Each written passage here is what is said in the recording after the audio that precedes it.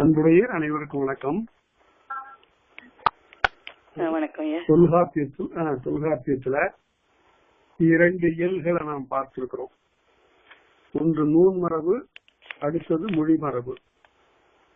நூல் மரபு என்பது புணர்ச்சியில நூல் மரபுன்னு வரும். அத பின்னால புணரியல்ல நாம பார்க்க போறோம்.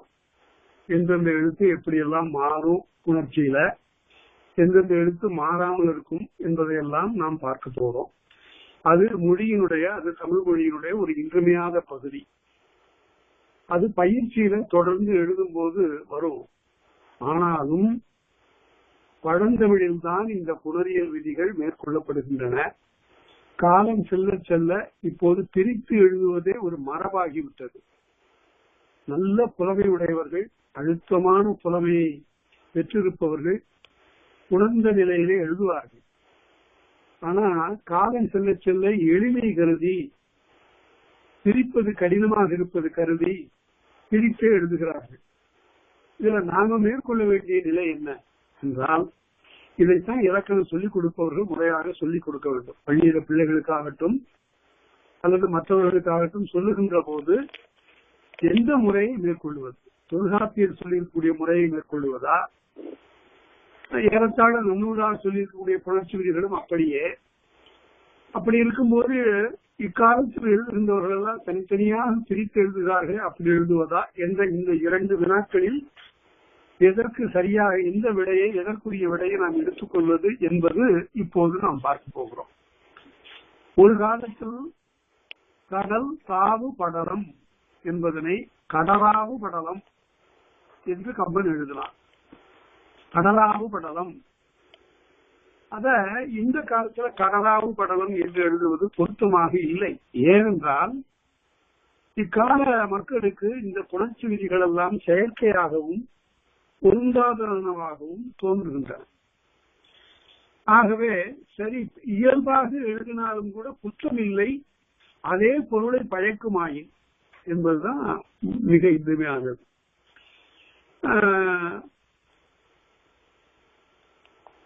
தொடி, ஒன்றொடி இருக்கு. இப்ப ஒன் தொடின்னு இப்ப பிரித்து எழுதுகிறார்கள். நீடிற தடக்கை வருது 18.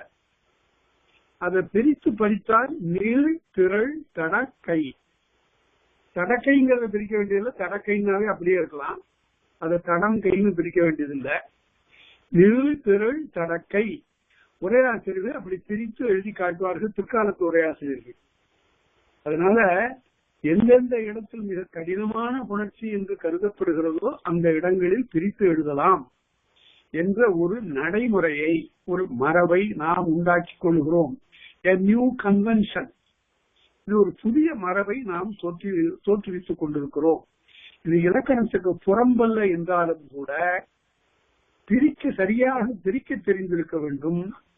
அது எந்த சேர்ந்த தொடரினுடைய பிரிப்பு என்பதையும் அறிந்திருக்க வேண்டும். அதுதான் இன்றியமையானது. அந்த அடிப்படையில நூல் மரபு என்றால் நூல் மரபு. அதுக்கு இலக்கண குறிப்பு சொன்னா என்னன்னு சொல்றது?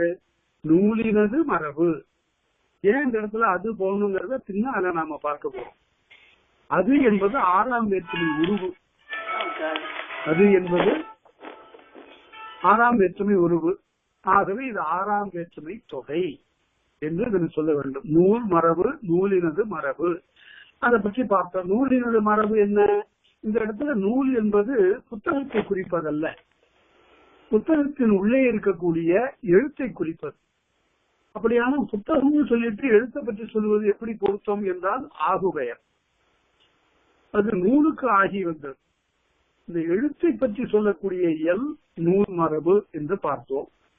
அதுல 30 முதல் எழுத்து, 3 சார்பெழுத்து என்று சொன்னார். பிறகு உயிரும் மெய்யும் சேருகின்ற காலத்து வருகின்ற 216 எழுத்துக்களை பற்றி அவர் குறிப்பிட்டார். ஆகவே இவைகளுக்குரிய மாத்திரை அளவு, ஒலிக்கக்கூடிய அளவு பற்றி பேசினார். அதற்கு பிறகு நூல் மரபு இவ்வாறு நெடில் குரில் என்ற பாகுபாட்டை பெறும் என்று காட்டினார். நெடில் மேலும் நீண்டால் அளவடை என்று சொன்னார். இவையெல்லாம் சொல்லி முடித்த பிறகு மொழி மரபுல எந்தெந்த எழுத்து எந்தெந்த இடத்துல வரும். மொழி மரபு என்றால் இந்த இடத்துல முதல்ல நூல் மரபு எழுத்து மரபு சொன்னார், மொழி மரபுல சொல் மரபு சொல்லுகிறார். அதுதான் ரொம்ப கவனமாக கேட்டுக்கொள்ள வேண்டியது. மொழி மரபு என்பது சொல் மரபு. அந்த சொல் மரபுங்கிறத கூட புணர்ச்சியில சொல்றதா இருந்தா எப்படி சொல்லணும்? சொன்மரபுன்னு சொல்லணும். ரன்னகரம் இன்னும் சொன்மரபு நீங்க வேண்டியது சொல் மரபுன்னு நாம தெளிவா இருக்க வேண்டும் என்பதற்காக சொல்லுகிறோம். சொல் மரபு. இதுல சொல் மரபுல எந்தெந்த எழுத்து ஒரு சொல்லுக்குள்ளார எங்கெங்க வரும், உடல்நிலை மயக்கம், வேற்றுநிலை மயக்கம் என்றெல்லாம் பார்த்தோம். இவ்வாறு வரக்கூடியதுல முதல் எழுத்து, ஒரு சொல்லுக்கு முதல் எழுத்து எது, இறுதி எழுத்து எது, நடுவில் வரக்கூடிய எழுத்துகள் எந்தெந்த எழுத்து எதற்கு பக்கத்துல நிற்கலாம், இவற்றை பற்றி எல்லாம் சொல்லி முடித்தாயிற்று. இப்ப மொழி மரபு முடிந்து போயிடுச்சு ஓரளவு. மறுபடியும் புரட்டி பார்த்தீர்களானால் வீழ் நோக்குல அறிமா நோக்குன்னு சொல்லுவான் இலக்கண ஆசிரியர். இங்கே அப்படி போகும்போது பின்னாலே கொஞ்சம் திரும்பி பார்த்துக்கும், முன்னாலேயும் பார்த்து கொள்ளும். அது போல அறிமா நோக்கு வேண்டும், பயில்வோர்க்கு அறிமா நோக்கு வேண்டும். ஆனா என்ன இருக்குன்னு கேட்டா தவளை பாய்ச்சுதான் இருக்கு. தவளை திடீர்னு இங்க இருந்து அங்க பாயும், அது மாதிரி பாயக்கூடாது. அறிமா நோக்கு என்பது கற்பவர்களுக்குரிய இலக்கணம். முன்னும் தினமா பார்த்து பழைய நூற்பாக்களை கொஞ்சம் புரட்டி பார்த்துக்கணும் ஐயம் ஏற்படக்கூடிய இடங்கள்ல. அதை நாம இப்ப விரிவா பார்க்க போறோம். இப்ப இந்த வகுப்புல நாம பார்க்க போகின்ற இயலுக்கு பெயர் பிறப்பியல். இது எப்படி பிரிப்பதுங்கிறது எல்லாருக்கும் தெரியும். பிறப்பு கூட்டல் இயல், பிறப்பியல். இந்த வகுப்புல பாடம் சொல்லி கொடுக்கும் போது மாணவர்களுக்கு பிறப்பு பிளஸ் சொல்லக்கூடாது. அப்புறம் என்ன, ரெண்டு சொற்களை பற்றி சொல்லுகிற போது பிறப்பு கூட்டல் இயல்னு சொல்லணும். கூட்டல், பெருக்கல், கழித்தல் இதெல்லாம் தமிழ் சொற்கள். அதை கொண்டு நம்ம சொல்லுகிற போது பிளஸ் மைனஸ் இதெல்லாம் இங்க வரக்கூடாது. சரியான பயிற்று மொழியாக தமிழை உருவாக்குவதில் நமக்கெல்லாம் பெரிய பொறுப்பு இருக்கிறது. அந்த வகையில பிறப்பு கூட்டல் இயல். சரி, எழுத்துக்கள் பிறப்பை பற்றி சொல்லக்கூடிய இந்த இயல் என்ன வகையில் இன்றியமையாமை உடையது? பெரும்பாலும் நான் பேசுகிற போது நீங்கள் முக்கியமானதுன்னு நான் பயன்படுத்த மாட்டேன். என்று முக்கியம் என்பது வட சொல். அதை முக்கியம் என்று தமிழ்மைப்படுத்தி சொல்வார். முக்கியம் மூயிக் யாயும் அது வட சொல். முக்கியம், முக்கியமான. அத நடுவில் ஒரு உயிரை புகுத்தி சொல்லுவதுதான் தமிழ்மைப்படுத்துதல். சத்துவம் என்பதை தத்துவம் என்று சொல்லுவது போல முக்கியம் என்பதை முக்கியம் என்று. அது எதுக்கு நம்மளுக்கு இன்றியமையாததுன்னு ஒரு பொருள் இருக்கு. அந்த இன்றியமையாததுங்கிற சொல்ல தவறா பலர் பயன்படுத்துகிறார்கள். சில நாட்களுக்கு முன்பு கூட பார்த்தா ஒருத்தர் எழுதியிருந்தாரு. ஓரளவு நமக்கு கற்றவர் தான். எழுதும்போது சில சமயத்துல யாருக்கும் பிழை வரும். விசும்பில் ஊறுகின்ற மதியன்களும் கரை இருக்கிறதல்லோ அது போல யாருக்கும் பிழை வரும். கற்பிக்கக்கூடிய எனக்கும் நான் சொல்வதிலும் பிழை இருக்கும், யார் சொல்வதிலும் பிழை இருக்கலாம். அத குமர ஒருவர் போன்ற பெரியவர்கள்லாம் சொன்னார்கள், இந்த தப்பெல்லாம் பார்த்துட்டு அதற்காக அவர்களுடைய மதிப்பை நீங்க குறைத்து எண்ண வேண்டாம். பிறர் சீரெல்லாம் தொற்றி சிறுமை புறங்காத்துனார். அவருடைய பெருமையை பேசுங்கள், அதுதான் பெரும் பண்பு, அதுதான் பண்பாடு. எங்க ஊர்ல ஒருத்தர் இருந்தாரு, அவர்கிட்ட எந்த நற்பண்பும் இல்லை. ஆனாலும் அவர் இறந்து போயிட்ட பிறகு அதை பத்தி என்ன சொல்றது? அவரு நிறைய பேருக்கு உதவி செய்தாருன்னு சொல்றதுக்கு இல்ல, நிறைய பேருக்கு கல்வி கொடுத்தாருன்னு சொல்றதுக்கு இல்ல, பெரும் செல்வத்தை பூட்டி வச்சிருந்தார தவிர யாருக்கும் உதவுறதில்லை. அந்த மாதிரி இருந்த ஒருத்தர் இறந்து போயிட்ட போது என்ன சொல்றாங்கன்னு பார்த்தேன். ஒருத்தர் சொன்னார், ஆடாடாடா காலையில இந்த ஆற்றுல போய் குளிச்சுட்டு அந்த வேட்டியை அப்படி காய போட்டுட்டு நெற்றியில திருநீரோடு அப்படி கம்பீரமா வருவாரு, என்ன அழகியா போயிட்டான் யாருன்னா. ஆக இறந்து போயிட்டா யார் மீதும் ஒருவருக்கு பரிவு வரும். அந்த பரிவின் காரணமாக ஒரு பாராட்டு பிறகு. அதுபோல யாரையும் பாராட்டி பழகுதல் என்பது நல்லது. ஆனா அதற்காக செய்யா கூறி களத்தல் எய்யாதாகின்றியம் சிறு சென்னாவே நாம் புறநானூற்று. செய்யாதுன்னு சொல்லி புகழ்தல்ங்கிறது தேவையில்லை. ஒரு பரிவுக்காக ஒருவரை பற்றி நல்லதாக சொல்றது நல்லது. ஆனால் அதற்காக அது முகமனாக வெறும் புகழ்ச்சியாக அமைந்துவிடக் கூடாது. அந்த வகையில நாம் இப்போது பிறப்பியல் என்ற இந்த இயலில் இது என்ன சிறப்பை சொல்லுகிறது, எந்த வகையில் இன்றியமையாதது. நான் சொன்ன இந்த இன்றியமையாதுங்கிற சொல்ல எப்படி கையாளணுங்கிறதுக்கு நம்ம இலக்கியத்தில் எடுத்துட்டாரு. நீரின்றி அமையாது உலகு. எது இன்றி எது அமையாதுன்னு சொல்லுவோம். ரெண்டு வரணும் அங்க. நீரின்றி அமையாது உலகு, நீர் உலகு. அதனால இன்றியமையாத பணிக்கு நான் சென்றேன் அப்படின்னா, இன்றியமையாது எது? இந்த பணி எதனை இன்றியமையாததாக கொண்டதுன்னு சொல்லல. அதனால அவ்வாறு வருவது பிழை. அதனால எழுவாய் பயனிலே இயல்பு வேண்டும். அதை பிறகு பார்ப்போம். இப்ப பிறப்பியல்ல இது எந்த வகையில் இன்றியமையானது என்றால், இந்த இயல் எழுத்துக்கள் எவ்வாறு பிறக்கும், தமிழ் எழுத்துக்கள் எவ்வாறு பிறக்கும் என்று சொல்லுவது இந்த இயல். அதனால்தான் இதுக்கு பிறப்பியல் என்று பெயர் வைத்தார். இந்த தொல்காப்பியன் என்ற பேராசிரியன், அறிவின் முனைவன், அவர் சொல்லுகிற போது உந்தி முதலா முந்து வழி தோன்றின்னு முதல் நூற்பா நன்றாக இதை மனப்பாடம் செய்து கொள்ளுங்கள், நெட்டுறு செய்து கொள்ளுங்கள். நெட்டுறுன நீண்ட நாளைக்கு நிற்குமாறு உரு செய்து கொள்ளுதல்.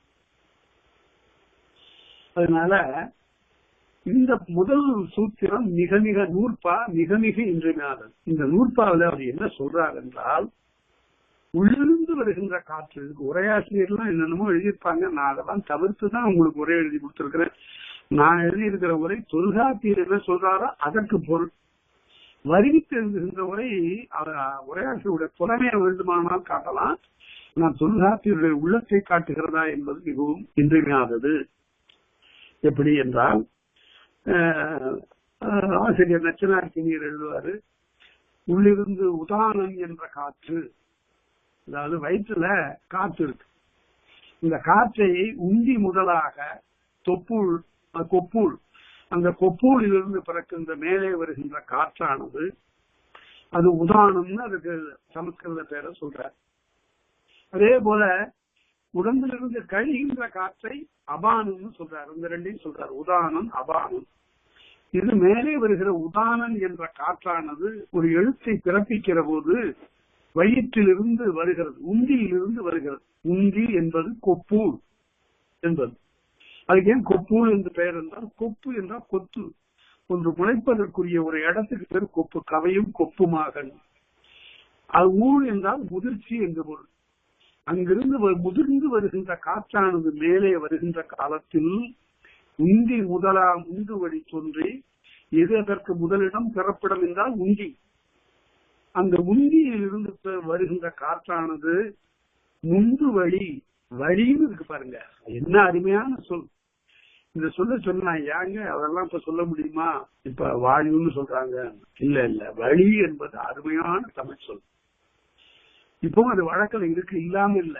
அது தெரியாத சொல், நமக்கு தெரியாத சொல் இல்லை என்றால், காற்று மிக கடுமையாக அடிக்கிற போது அதுக்கு பேர் சூறாவளின்னு பேர். அதாவது வழக்கில் இருக்கு, சூறாவளிங்கிறது எல்லாருக்கும் தெரியும். அந்த வழி என்ற சொல்லை மூச்சு காற்றுக்கு பயன்படுத்துகிற போது உயிர் வழி, அது உயிர்ப்புக்கு வழி, உயிர்ப்புக்குரிய வழி என்று அதனை சொல்ல வேண்டும். அதே போல ஹைட்ரஜனா இருந்தா நீர் வழி என்று சொல்ல வேண்டும். வழி என்பது நல்ல தமிழ் சொல். சரி, உந்தி முதலா முந்து வழி தோன்றி உள்ளிருந்து வருகின்ற அந்த காற்றானது மேலே தோன்றி மேலே வந்து தலையினும் மிடத்தினும் நெஞ்சிலும் நிலைன்னு படிக்கணும். நிலைன்னு படிக்க கூடாது. தலை மிடர்னா கழுத்து, நெஞ்சும் மிடற்று தெரியும் என்று சிவபெருமானை சொல்கிறார்கள். மிடறு என்றால் கழுத்து. அத இக்காலத்தில் சிற்றூர்கள்ல மக்கள் பேசுகிற ஒரு முடர் குடிக்கலாம், ஒரு மிடர் குடிக்கலாம். ஒரு முடருன்னு சொல்றாங்க. அப்படின்னா ஒரு விழுங்குதல், தொண்டை எவ்வளவு கொள்ளுமோ அதுக்கு பிறகு ஆகுபெயராக அது மிடருன்னு வந்தது. இந்த இடத்துல கழுத்துன்னு பொருள். தலையிலே வந்து நிற்கும் தலைன்னு சொல்லுகிறார்கள். இதை பற்றி நிறைய கருத்து எல்லாம் மாறுபாடுகள்லாம் வந்தன. அதை நான் கண்ட ஒரு பொருளை உங்களுக்கு அதை உணர்த்துகிறேன். தலையிலும் கழுத்திலும் நெஞ்சிலும் அந்த காற்று அப்படி நிற்கும். எப்படி நிக்கும்னு கேட்டா, இந்த சிக்னல்ல வண்டி நிக்கிறது மாதிரி எந்த பக்கம் போறது, எங்க மறுபடியும் நிக்கிறதுங்கிறதுக்கு தகுந்தது மாதிரி அங்கிருந்து வருகின்ற காற்றானது அங்கு நிற்கும். தலையிலும் மிடத்திலும் நெஞ்சிலும் 3 இடங்கள்ல அது அப்படி சற்று நின்று அதற்கு பிறகு மேல வருகிறது. எங்க வருகிறது? பல், இதழ், நாக்கு, மூக்கு. இந்த 3ஆலும் அது செயல்படும். பல், இதழ், நாக்கு, மூக்கு, அன்னம், இந்த 5ஆலும் அது செயல்படும். தலை, மிடறு, நெஞ்சு ஆகியவற்றில் நிற்கின்ற காற்றானது பல், வாயுதல், நா, மூக்கு, அன்னம், இந்த 5 இடங்களால் அது எண்முறை நிலையான் ஆக மேல இருக்கிற தலை, மிடறு, நெஞ்சு, பல், இதழ், நாக்கு, மூக்கு, அன்னம் ஆகிய 8 வகையான உறுப்புகளால் உறுப்புற்று அமைய 8 வகையான உறுப்பு உற்று அமையுமாறு நின்று நெறிப்பட நாடி எல்லா எழுத்தும் முறையாக காணுங்கால் எல்லா எழுத்தும் சொல்லுங்காலைன்னு காலைன்னு இந்த இடத்துல பொழுதுன்னு பொருள். சொல்லுகின்ற பொழுது பிறப்பின் ஆக்கம் வேறு வேறு இயல. ஒவ்வொரு எழுத்தும் தத்தமக்கு உரிய முறையில் பிறக்கும். ஒவ்வொரு எழுத்தும் தத்தமக்கு உரிய முறையில் பிறக்கும். ஏன்னா ஒரு எழுத்து இன்னொரு எழுத்தோட ஒலியோட வேறுபடும். கண்டிப்பாக உறுதியாக வேறுபடும். ஒரே ஒலியில 2 எழுத்து பிறக்கிறது இல்லை. பிறப்பின் ஆக்கம் வேறு வேறு இயல. திறப்பட தெரியும் காட்சியான அதை திறமாக காணுகின்ற காலத்தில் அவையெல்லாம் வேறு வேறு வகையாக பிறக்கின்ற ஒலிகள். இந்த பாட்டுல இந்த நூற்பாவில சொல்லியிருக்கக்கூடிய இன்றியமையான செய்தி எதுவென்றால், வயிற்று உந்தியிலிருந்து பிறக்கின்ற காற்றானது தலை, கழுத்து, நெஞ்சு ஆகிய 3 இடங்களில் நின்று அன்னம், பல், இதழ், நாக்கு, மூக்கு ஆகிய 5 உறுப்புகளால் செயல்பட்டு வேறு எழுத்தாய் பிறக்கும் என்பதுதான் திரண்ட கருத்து. இப்ப அங்கிருந்து வருகின்ற காற்று நெஞ்சில நிற்குங்கிறது சரி, மார்புல நிற்கும்னு நன்னூலார் சொல்றாரு. மார்பு நெஞ்சு எல்லாம் ஒண்ணுதான். அதே போல கழுத்துன்னு சொல்றாங்க, அது மிடரு சொல்றான். தலையில போய் எங்க போய் நிக்கும்? காற்று நேரம் மேல போயிடுமா என்றால் அப்படி இல்லை. இதை பற்றி ரொம்ப பெரிய கருத்துக்கள்லாம் இருந்தன. ஆனா கடைசியில நான் போய் அந்த மொழியியல் நிலையில இருந்து ஆய்வு பண்ணதுல அவர் தலை என்று சொல்லுவது இந்த முகம் முழுமைன்னு சொல்ற. அந்த கழுத்திலிருந்து உச்சந்தலை வரையில அந்த உச்சந்தலைன்னு சொல்றாங்க. ஆயுதக்கு இடங்களை அங்கா முயற்சின்னு சொல்றாரு நன்னூலார். அதெல்லாம் பின்னால சொல்லப்படுகின்ற கருத்துகள். அந்த தலைங்கிறதுக்கு உண்மையிலே என்ன கருத்துன்னு கேட்டா, கழுத்துக்கு மேல உள்ள எல்லா பகுதியும் சேர்த்து தான் அவர் சொல்றாரு. அதனால அது உச்சந்தலை இல்லை.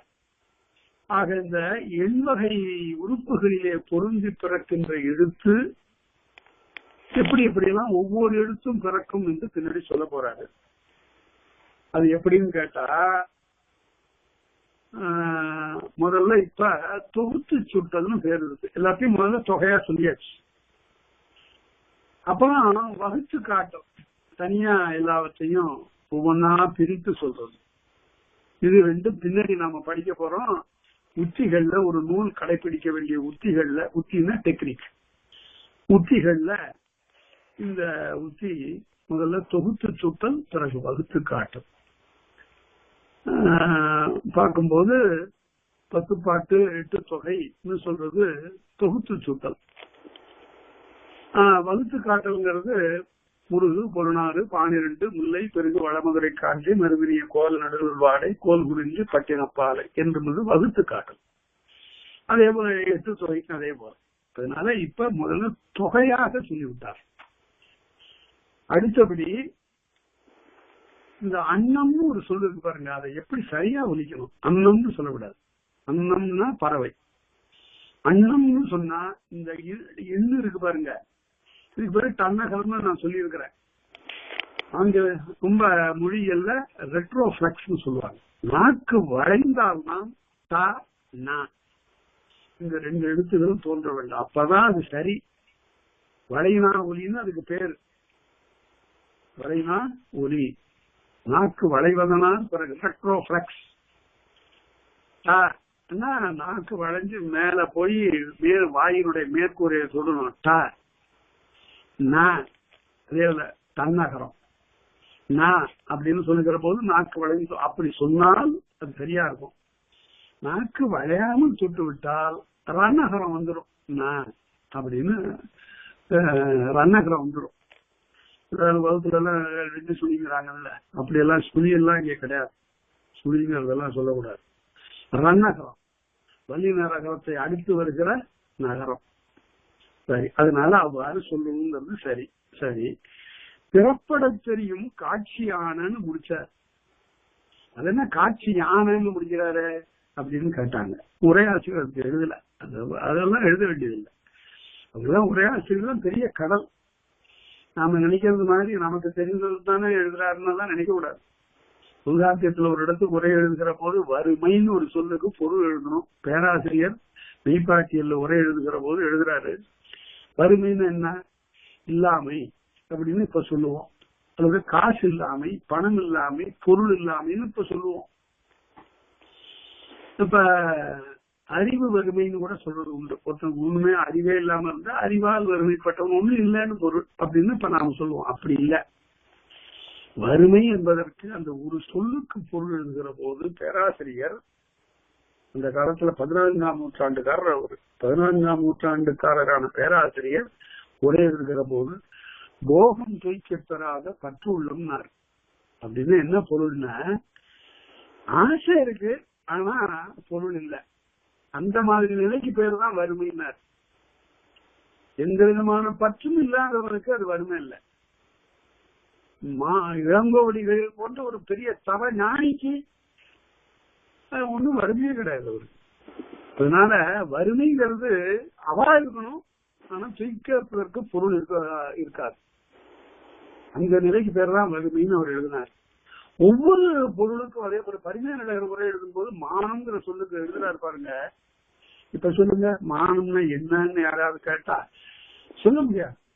உடனே மானம்னா தன்மானம், அதெல்லாம் அடையோட வர்றதெல்லாம் அதுக்கு வேற பொருள். மானம் என்பதற்கு பரிமையாளர் உரை எழுதுறாரு, தன் நிலையிலிருந்து சிறிதும் தாழாமையும். நல்லா நினைச்சு பாருங்க, தன் நிலையிலிருந்து சிறிதும் தாழாமையும் ஊழால் தாழில். ஒருவேளை விதிவசத்தினால ஒருத்தன் தாழ்ந்து போயிட்டா, தன்னிலையிலிருந்து சிறிதும் தாழாமையும் ஊழால் தாழில் உயிர் வாழாமையும் மானம். விதிவசத்தினால தாழ்ந்து போயிட்டா உயிர் வாழ மாட்டாங்க. எடுத்துக்காட்டுக்கு கணக்காத இரும்புறையை பார்த்துக்க.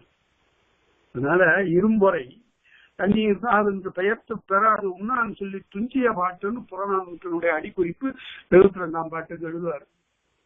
அதனால அந்த அடிக்குறிப்பு ரொம்ப இன்றுமையாது. அதாவது சேரன் கணக்கால் இரும்புறை சோழன் செங்கனானோடு திருப்போர்ப்புறத்து பொழுது பற்றுக்கோற்பட்டு தண்ணீர் தாவல் சிறை கடந்து தண்ணீர் தாவென்று பெயர்த்து பெறாது உண்ணான் சொல்லி துஞ்சிய பாட்டு எழுதுவார். அதனால அவ்வாறு மானங்கிற சொல்லுக்கு அவர் அப்படி உரை எழுதுவார். அதனால நமக்கு தெரிஞ்சதுதானே நினைஞ்ச கூடாது, அது நுட்பம் இருக்கிறது. ஒவ்வொரு சொல்லினுடைய நுட்பத்தையும் விளக்குவதுதான் உரை. இந்த காலத்தில் எழுதுகிற உரைக்கெல்லாம் அந்த மாதிரி மதிப்பு இல்லை. கூட பார்த்தேன் இந்த இதுல வலைத்தளத்துல நிறைய பேர் தொல்காப்பியம் பற்றி சொற்பொழிவுதான் நிகழ்த்திருக்கிறாங்க. அந்த சொற்பொழிவுகளுக்கும் ஒரு காலத்துல அரசன் ஜென்மகனாரும் மாதவ சிவஞான சுவாமிகளும் அவர்கள்லாம் தொல்காப்பியத்திற்கு சொன்ன விளக்கத்துக்கு நிறைய வேறுபாடு இருக்கிறது. அது இந்த காலத்துல இப்படித்தான் பாடம் சொல்லி கொடுக்கணும் போல தெரியுது. அப்படிதான் அவங்க சொல்லுவதுதான், அதெல்லாம் குறையில்லை. எப்படியோ தொல்காப்பியம் பரவணும். சரி, கனடாவில பேசுகிறாரு, வாஷிங்டன்ல பேசுகிறாரு, எல்லா இடங்கள்ல அவையெல்லாம் பேசுகிறாரு. நிறைய இடங்கள்ல இப்ப தொல்காப்பியத்தை பற்றிய கருத்து, அதை பற்றி சிந்தனை, கருதுகோள் வந்திருக்கின்றன, வரவேற்கத்தக்கது. அதனால காட்சியான் அப்படின்னு வந்தா காட்சியான் இருக்கணும். காட்சியால்ங்கிறது காட்சியான். அந்த அகரத்துக்கு பேரு காட்சியானங்கிறது வருகின்ற அகரம் ஈற்றசை. அது கடைசியில ஒரு தொடர் முடிகிற போது வரக்கூடிய அகரம்.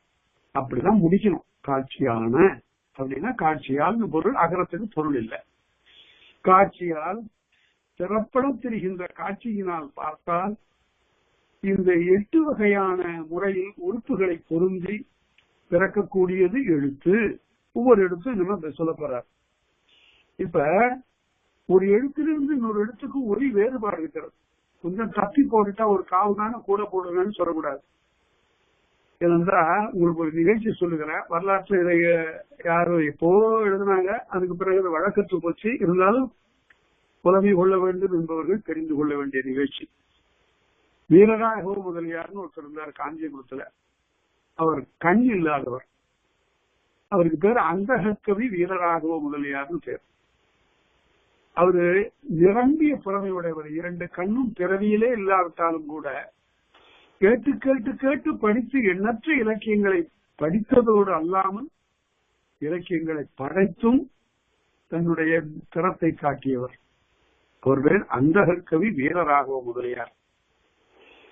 அவரு ஒரு முறை சந்திரவானம் கலம்பகம் என்று ஒரு நூலை எழுதினார். அதை அரங்கேற்றுக் கொண்டிருந்தார்கள். அருமையான ஒரு நூல் அது. இந்த மாதிரி நூல்கள்லாம் இப்ப யாரும் படிக்கிறது இல்லை. அந்த நூல்ல ஒரு இடத்துல அவர் என்ன சொல்றாரு, முப்பட சேற்றின் அமுதவயல். பையன் தான் படிக்கிறான், மாணவன் படிக்கிறான், நூலை அரங்கேற்றுகிறான். அவர் எழுதிய நூல், அவர் எழுதல, அவர் சொன்ன நூல்.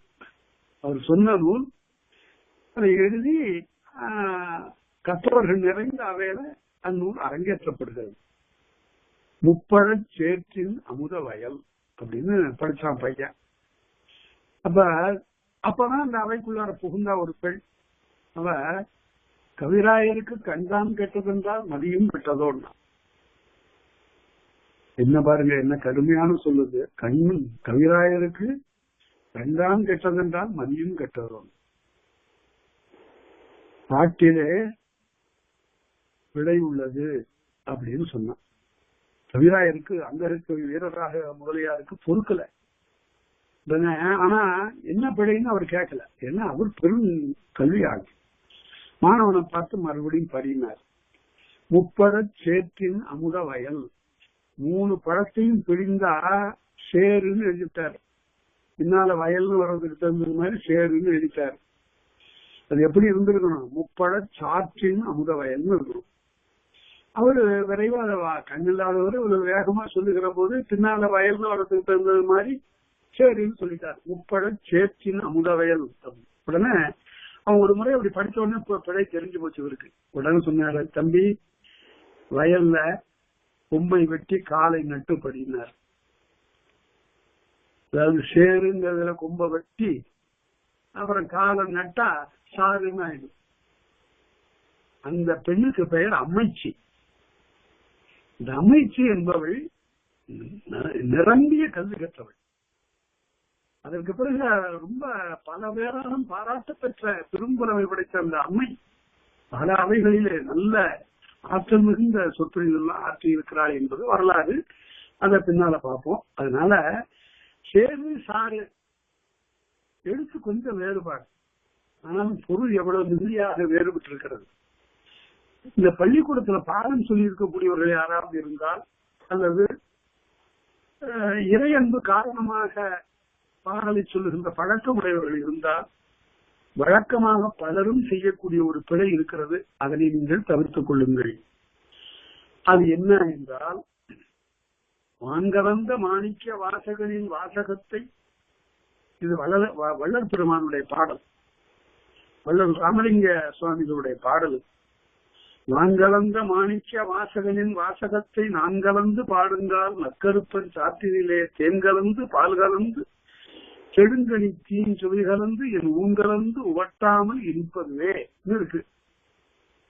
இந்த பாட்டை கொஞ்சம் நினைச்சு பாருங்க. நீங்க சரியாதான் சொல்றீங்களான்னு பாருங்க.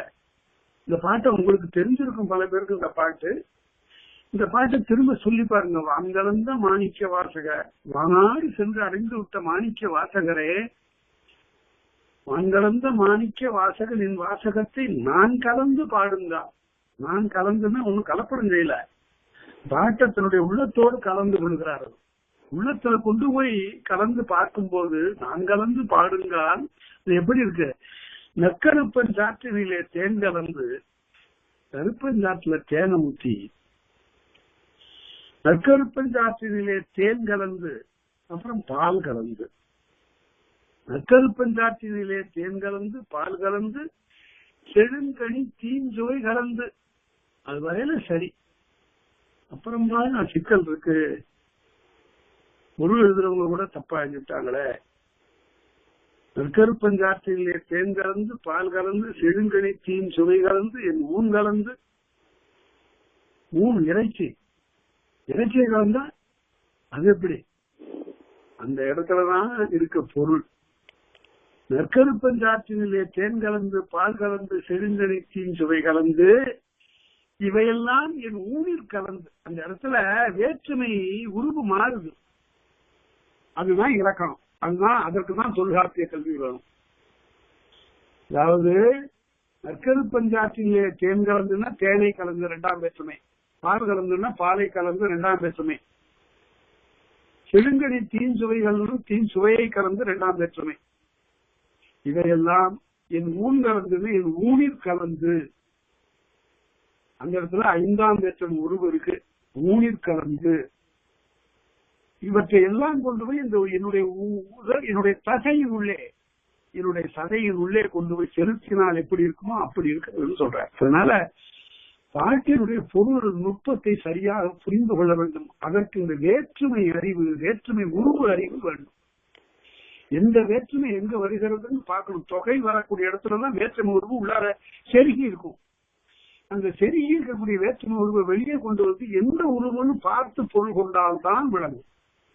இது சங்க பாடல்கள் பல இடங்களில் பல பேருக்கு பொருள் மாறுபாட்டை உண்டாக்கக்கூடிய தொகையாக அமையும். தமிழ் இலக்கணத்திலே வேற்றுமை தொகையும் அல்வழி தொகையும் சரியா படிச்சுட்டா 50 விழுக்காடு தேர்ச்சி பெற்று விட்டார்கள் பொருள். அதை பின்னால பார்க்க போறோம். அதுதான் புணரியல் தொகை மரபு என்று வரக்கூடிய இடங்கள்ல அதற்கு தான் தலைமை இடம் கொடுக்கப்படும். சரி, அதனால இப்ப உயிரெழுத்துக்கள் எப்படி பிறக்கும் முதல்ல சொல்ற. அவ்வழி எவ்வழி, இந்த அவ்வழி அங்கு அப்படி அப்படின்னு எல்லாம் வரக்கூடிய இடத்துல உரையா சொல்லினாலும் பண்டறி சுட்டுன்னு எழுதுவாங்க. முன்பு சொல்லப்பட்டதை சுட்டுவது, முன்பு கூறியதை நினைவு கூறுவது, முன்பு கூறியதன் தொடர்ச்சியாக அமைவது பொருள். அவ்வழி மேல சொன்னார்ல உந்தி முதலான்னு, அது போல அது புரியவாறு அவ்வழி. அவ்வழிங்கிறதுக்கு இப்பு போட்டிருக்கு பாருங்க. அவ்வழி பன்னீர் உயிரும் இப்பு போடாம எழுதக்கூடாது. இருந்தா ஈகர ஈது அந்த இடத்துல வந்திருக்கு, அந்த இடத்துல வரும். அப்படி வருகிறது வழிபாடுங்கிற இடத்துல வள்ளியான்னு கேட்கக்கூடாது. அங்க தொகை வேற. இங்க அவ்வழி அவ்வழி கண் அவ்வழி பன்னீர் உயிரும் 12 உயிரும். அடிக்கடி சொல்ல வேண்டியதில்லை, 12 தெரிந்து கொள்வீர்கள் நன்றாக. 12 இல்ல 12. பன்னீர் உயிரும் தம்நிலை பிரியா. இந்த இடத்துல இன்னொரு செய்தி சொல்ற. 12 புலவர்னு எழுதக்கூடாது. 12ங்கிறது அகிரிணை எண்ணு பெயர். 12 குதிரைகள்னு எழுதலாம். 12 புலவர்கள் எழுதக்கூடாது. 12 புலவர்னு எழுதக்கூடாது. புலவர் 12 எழுதும். யாரும் எழுதுறது இல்ல. பெரிய பேரறிஞர்களுடைய நூல்கள் எல்லாம் கூட 12 புலவர்கள் எழுதுறாங்க. அது காலத்தை ஒட்டி அது ஒண்ணும் பிழைன்னு அவங்களுக்கு தெரியும். இருந்தாலும் இப்படி எல்லாம் இப்படி எழுதுனா எளிதா இருக்கிறது, எல்லாரும் புரிந்து கொள்வார்கள்ங்கிறதுக்காக எழுதுறாங்க. ஆனால் புலவர் 12, உரையாசிரியர் 20 அப்படின்னு எழுதணும். அதுதான் ஒரு முறை. அப்படி பன்னீர் உயிரும் உயிரெழுத்துகள் 12 தம் நிலை திரியா விடற்று பிறந்த வழியின் இசைக்கும். அந்த கருத்து வர்ற காற்று அதற்கு பிறகு எந்த விதமான தடையும் இல்லாமல் வெளியே வருமானால், கருத்திலே பிறந்த வழி அது தம் நிலை திரியா, தன்னுடைய நிலையில எந்த மாற்றம் அடையாமல் வறுமையானால், வெளியே வருமானால் அதுதான் உயிரெழுத்து.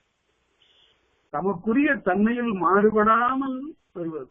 இந்த குரல் வலை இருந்த இது ஆங்கிலத்தில் லாரிங்ஸ் சொல்றாங்க. LARYNX larynx. அது அந்த இடத்துல அந்த ஒலி அதிர்வு நாளங்களை உள்ளடக்கிய மூச்சுக்குழாயின் மேற்பகுதி. அது மூச்சுக்குழாயினுடைய மேற்பகுதி. அந்த இடத்துல ஒலி அதிர்வு நாளங்கள் இருக்கு. இந்த காற்று அங்க மோதன உடனே வாயை திறந்த அளவுல அந்த உயிரெழுத்து பிறக்கின்றன. அந்த உயிரெழுத்து பிறக்கிறது எப்படியெல்லாம் பிறக்குதுங்கிறத அடுத்த நூற்பாவிலிருந்து வரிசையா சொல்றார். அவற்றுள் எவற்றுள்? அவற்றுள் தான். பண்டறி சுட்டு, பண்டே சொல்லப்பட்ட ஒன்றை சுட்டி கூறுதல். அவற்றுள் ஆயிரண்டு அங்காந்து இயலும். வாய திறந்த அளவுல அங்காந்த அளவில் இரண்டும் பிறக்கும். வேறு எந்த முயற்சியும் தேவையில்லை. வாய குறுக திறந்தால் அகரமும், அகல திறந்தால் ஆகாரமும் பிறக்கும்.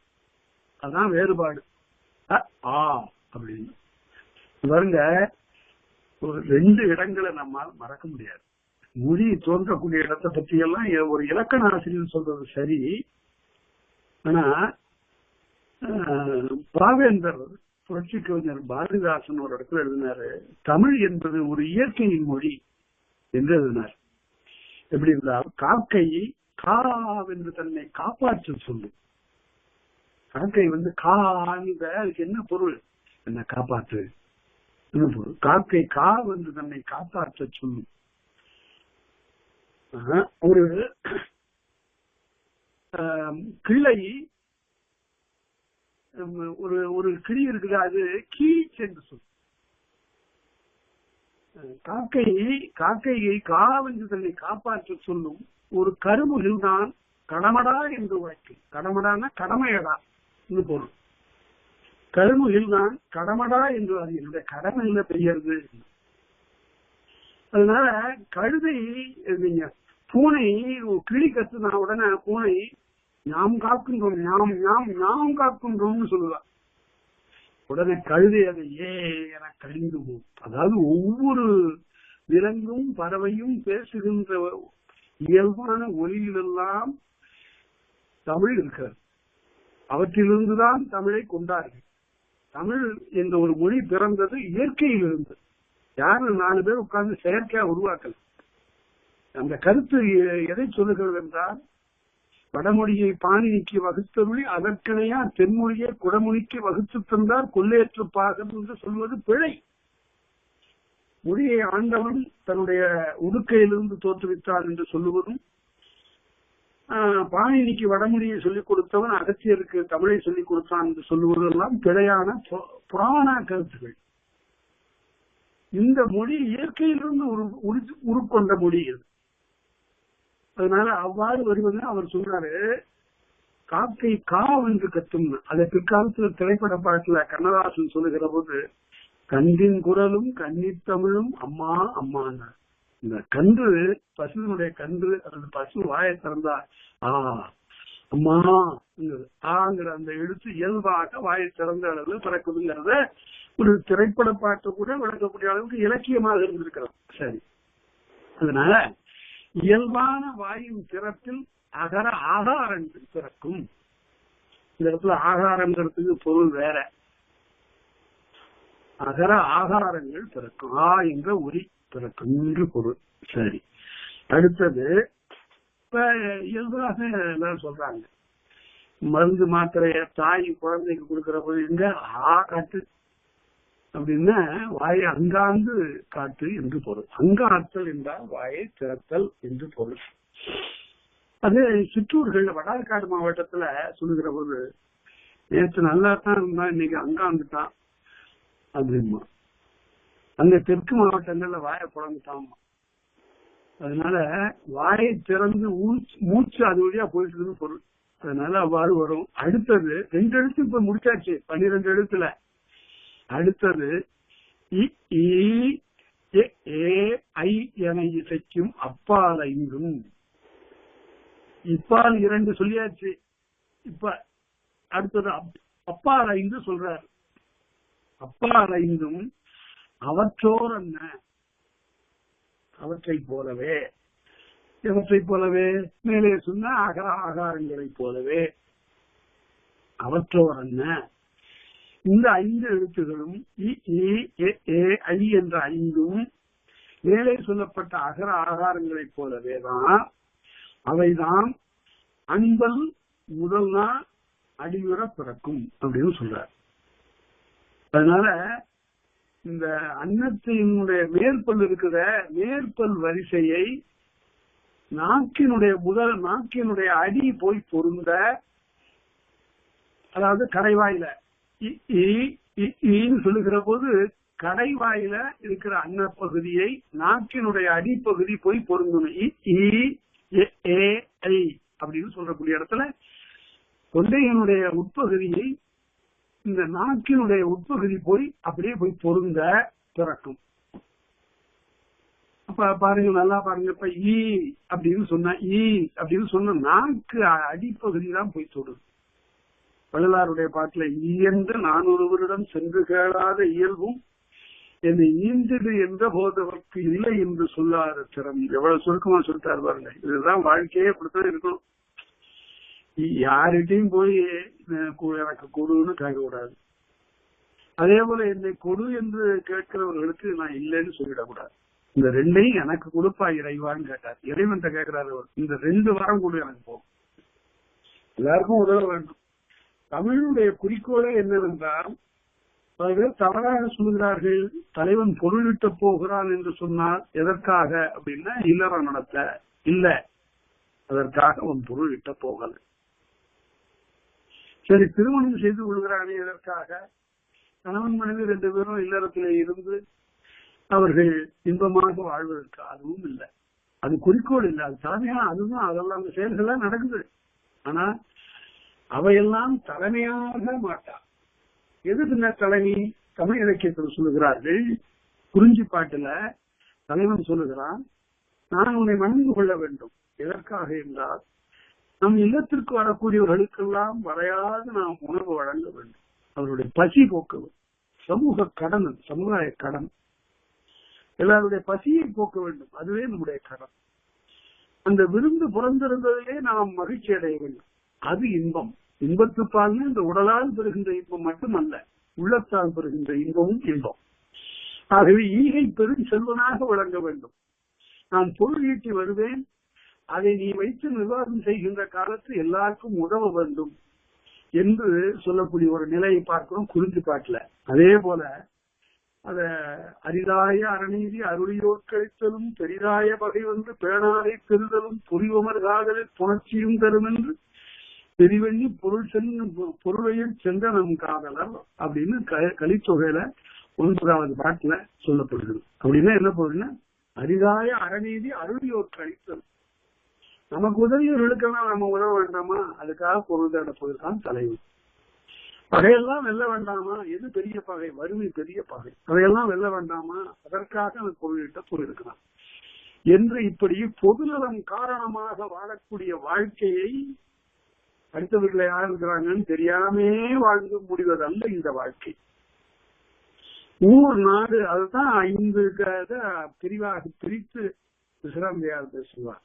என்னன்னா, மாண்ட என் மனைவி மக்கள் நிரம்பினர், ஆக என்னுடைய மனைவி மாற்றுப்பட்டாள், என் புதல்வர்கள் நான் இனியர், அது மட்டுமல்ல யான் கண்டனையர் என் இளையர், அது மட்டுமல்ல என்னுடைய ஊருக்கு சார்ந்தோர்கள் என் வேந்தனும் அல்லவை செய்யான் காத்தோம்.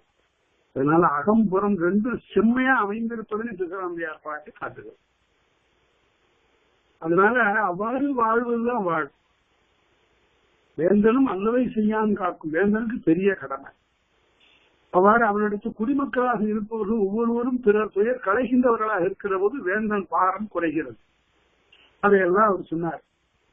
இப்ப அப்படி எல்லாம் இல்லாம அப்படின்னா, மகாத்மான் மீனாட்சி சுந்தரம் பிள்ளை உங்களுக்கு ஒரு செய்தியா சொல்லுகிறேன், எங்கேயும் நீங்க இலக்கிய வரலாற்றுல அதை பார்க்க முடியாது. ஆனா அதை குறிப்பாக நம்ம ஊவே சாமிநாத அவர்கள் காட்டியிருக்கிறாங்க. அப்படின்னு கேட்டா, அந்த மகாத்மானுக்கு இருந்த ஒரு பெரிய உள்ளவருக்கு பாருங்க, அது வேற யாருக்குமே வராது. அவர் என்ன பண்ணாரு, தன்னுடைய மாணவர்கள் பல பேருக்கு பாடம்லாம் சொல்லி கொடுத்தாரு. நிறைய பேருக்கு சாப்பாடெல்லாம் போட்டு தன்னுடைய வீட்டுல அப்படி எல்லாம் இருத்தி உணவெல்லாம் கொடுத்து சொன்னாரு. ஆனாலும் அவரு வறுமை வயப்பட்டதும் உண்டு. அந்த காலத்திலும் கூட அவர் பாடம் சொல்றத மறக்கல, ஏடு எழுதுறத மறக்கல. அப்ப இருந்த மகாத்வான் அவர்கள் ஒரு முறை பெங்களூருக்கு போனாரு. அங்க அவரை வரவேற்ற பெரும் செல்வராக விளங்கியவருடைய மாணவர் வல்லூர் தேவராஜ பிள்ளைங்கிறவரு தன்னுடைய வீட்டுல அவர் தங்க வச்சு, ஐயாவுடைய உதவியாக எனக்கு ஒரு நூல் எழுதி கொடுத்தால் நன்றாக இருக்கும் அப்படின்னா, உடனே ஒரு அதுக்கு என்ன எழுதி கொடுக்கறதாவது எழுதிங்க அப்படின்னு சொல்லி ஒரு நூல் முழுமையும் சொல்லி முடிச்சார். அருமையான ஒரு நூல். அந்த நூலுக்கு பெயர் குசேலோ பாக்கியானம். குசேலனுடைய கதை ரொம்ப அருமையா. வடமொழியில கூட அப்படி ஒரு நூல் சொல்லப்படல. அவ்வளவு அழகு. குசேல வாக்கியானம் படிச்சு பாருங்க. அந்த குசேல வாக்கியானத்துல குசேலம் இங்கிருந்து போகும்போது பல்லலாம் தெரிய காட்டி பருவரல் முகத்திற்கூட்டி, ஐயோ நான் போய் எப்படி எனக்கு ஒண்ணும் இல்லைன்னு நான் கண்ணன்ட்ட சொல்லுவேன். வாய் வராத, இந்த நாக்கு அசையாத, இல்லை என்று சொல்லுவது இறப்பது என்பது என்னுடைய மான உணர்வுக்கு தேடாயிற்று என்று சொல்லி மனைவி ரொம்ப வற்புறுத்தி சொல்லிட்டா, எப்படியாவது கேட்டுட்டு வந்துருங்க அப்படின்னு. அங்க போய் தன்னிடம் இருந்த அவலை கொடுத்து விட்டு கேட்காமே திரும்பி விடுகிறார் குசேலன். அந்த காப்பியத்தை எழுதி கொடுத்ததற்காக தன்னுடைய தட்டுல ஒரு பொருளையும் வைத்து உடையெல்லாம் வைத்து கொடுத்து ஒரு தேவராஜ பிள்ளை அனுப்பிச்சுட்டு அதுக்கு பிறகு இந்த புத்தகத்தை அச்சு போட்டார். அச்சுல இப்பவும் பாத்தீங்கன்னா குசேல வாக்கு யார் எழுதியதுன்னு வல்லூர் தேவராஜ பிள்ளை எழுதியதுன்னு இருக்கும். நூற்றுக்கணக்கான பாடல்களையுடைய குசேல வாக்கியானம் என்ற அந்த நூல் மகாத்தான் மீனாட்சி சுந்தரம் எழுதியது என்ற நூல செய்தியை சாமிநாத குறிப்பாக புலப்படுத்தாவிட்டால் நமக்கு தெரியாது. அது மாதிரி நடக்கிறது உண்டு. நிறைய எழுதி எல்லாம் கொடுக்கறதெல்லாம் நடந்திருக்கிறது. அந்த மாதிரி பாவத்தை நானும் கூட பண்ணிருக்கிறேன். அது வேற. அதனால யாராவது கேட்கும்போது என் பெயர்ல எனக்கு ஒரு நூல் வேணும் சொல்லுங்கன்னா சரி சொல்றதுதான். என்ன பண்றது? அதனால ஒண்ணும் இல்ல. நான் எப்படியோ இந்த நூல் வெளியில போய் எல்லாருக்கும் பயன்பட்டா சரிங்கிற அந்த கருத்து தான். சரி, அதனால அது இருக்கட்டும். அதுல ரொம்ப அருமையான தொடர் அந்த பாட்டு. பல்லலாம் தெரிய காட்டி பருவரல் முகத்தில் கூட்டி இல்லையே அப்படின்னு சொல்ற அந்த நிலை வரக்கூடாது மனிதர்களுக்கு. அதனால அதையே சொல்ற. அடுத்தது இந்த எழுத்து வடிவங்கள் இப்போது உள்ளன போல பண்டு இல்லை. அவை எழுத்து வடிவங்கள் மாறி வந்திருக்கின்றன. அவற்றை பற்றி ஒரு வகுப்புல பின்னால எந்தெந்த எழுத்து இப்படி 6 வகையாக எழுத்துக்கள் மாறி இருக்கின்றன. அவற்றை பின்னால பார்ப்போம். அடுத்தது 5 எழுத்து, 2 எழுத்து, 7 எழுத்து சொல்லியாச்சு. அடுத்து 5 எழுத்து என இசைக்கும் அப்பால் 5ம். இந்த 5ம் என்ன ஆச்சுன்னு கேட்டா இதழ் குவியும் போது வரும். இந்த எழுத்து அப்படின்னு சொல்லுகிற போது 2 இதழும் குவிய வேண்டும். இதுல நீங்க இலக்கணம் கற்றுக்கொள்ளக்கூடியவர்கள் நினைவில் வைத்துக் கொள்ள வேண்டியது ஏற்கனவே நூன்மரபுல சொல்லியிருக்கிறாரு குற்றியல் உகரம்னு. அந்த குற்றியல் உகரம் உகரமாக இருந்தாலும் கூட அது தன்னுடைய மாத்திரையில் குறைந்து ஒலிப்பதனால அங்கு இதழ் குவிவது இல்லை. பாக்கு காட்டு அப்படின்லாம் வருகிற போது அந்த உகரம் முழுவதுமாக இதழ் குவிவது இல்லை. அப்படி இதழ் குவியாத உகரத்துக்கு பேர் குற்றியல் உகரம்னு அங்க சொல்லிட்டார். இங்கே சொல்லக்கூடிய உகரம் தனி உகரம் என்ற எழுத்து. என்ற அந்த 5ம் இதழ் குவிந்து இயலும் அப்படின்னு இதழ் ஒலின்னு இதுக்கு பேரு. அதனால இப்ப 5, 5, 10, 12 எழுத்துக்கு இலக்கணம் சொல்லியாச்சு. இதுல எந்த விதமான ஐயமும் வருவதற்கு இடமே இல்லை. ஆனால் ஒரு வினா, அவரு 2 எழுத்து சொன்னாரு, அப்புறம் 5 எழுத்து சொன்னாரு, அப்புறம் 5 எழுத்து சொன்னாரு. 3 வகையா தானே சொல்லியிருக்கிறாரு. ஆனால் 12 எழுத்துகள் இருக்கின்றன. இவற்று ஒரு பிறப்பில் வேறுபாடு இருக்கும் அல்லவா? இருந்தால் தானே தனித்தனி எழுத்தா பிறக்கும். அப்படின்றதுக்காக அடுத்த நூற்பாவில் தத்தம் திரிவே சிறிய என்ப.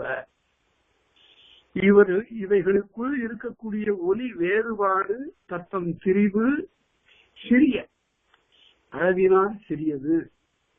ஏன் சிறியன்னு சொன்னார்னா 12 எழுத்துகளுக்கு இருக்கக்கூடிய வேறுபாடுகள் என்ற பன்மையினால சிறிய அப்படின்னு சொன்னார்.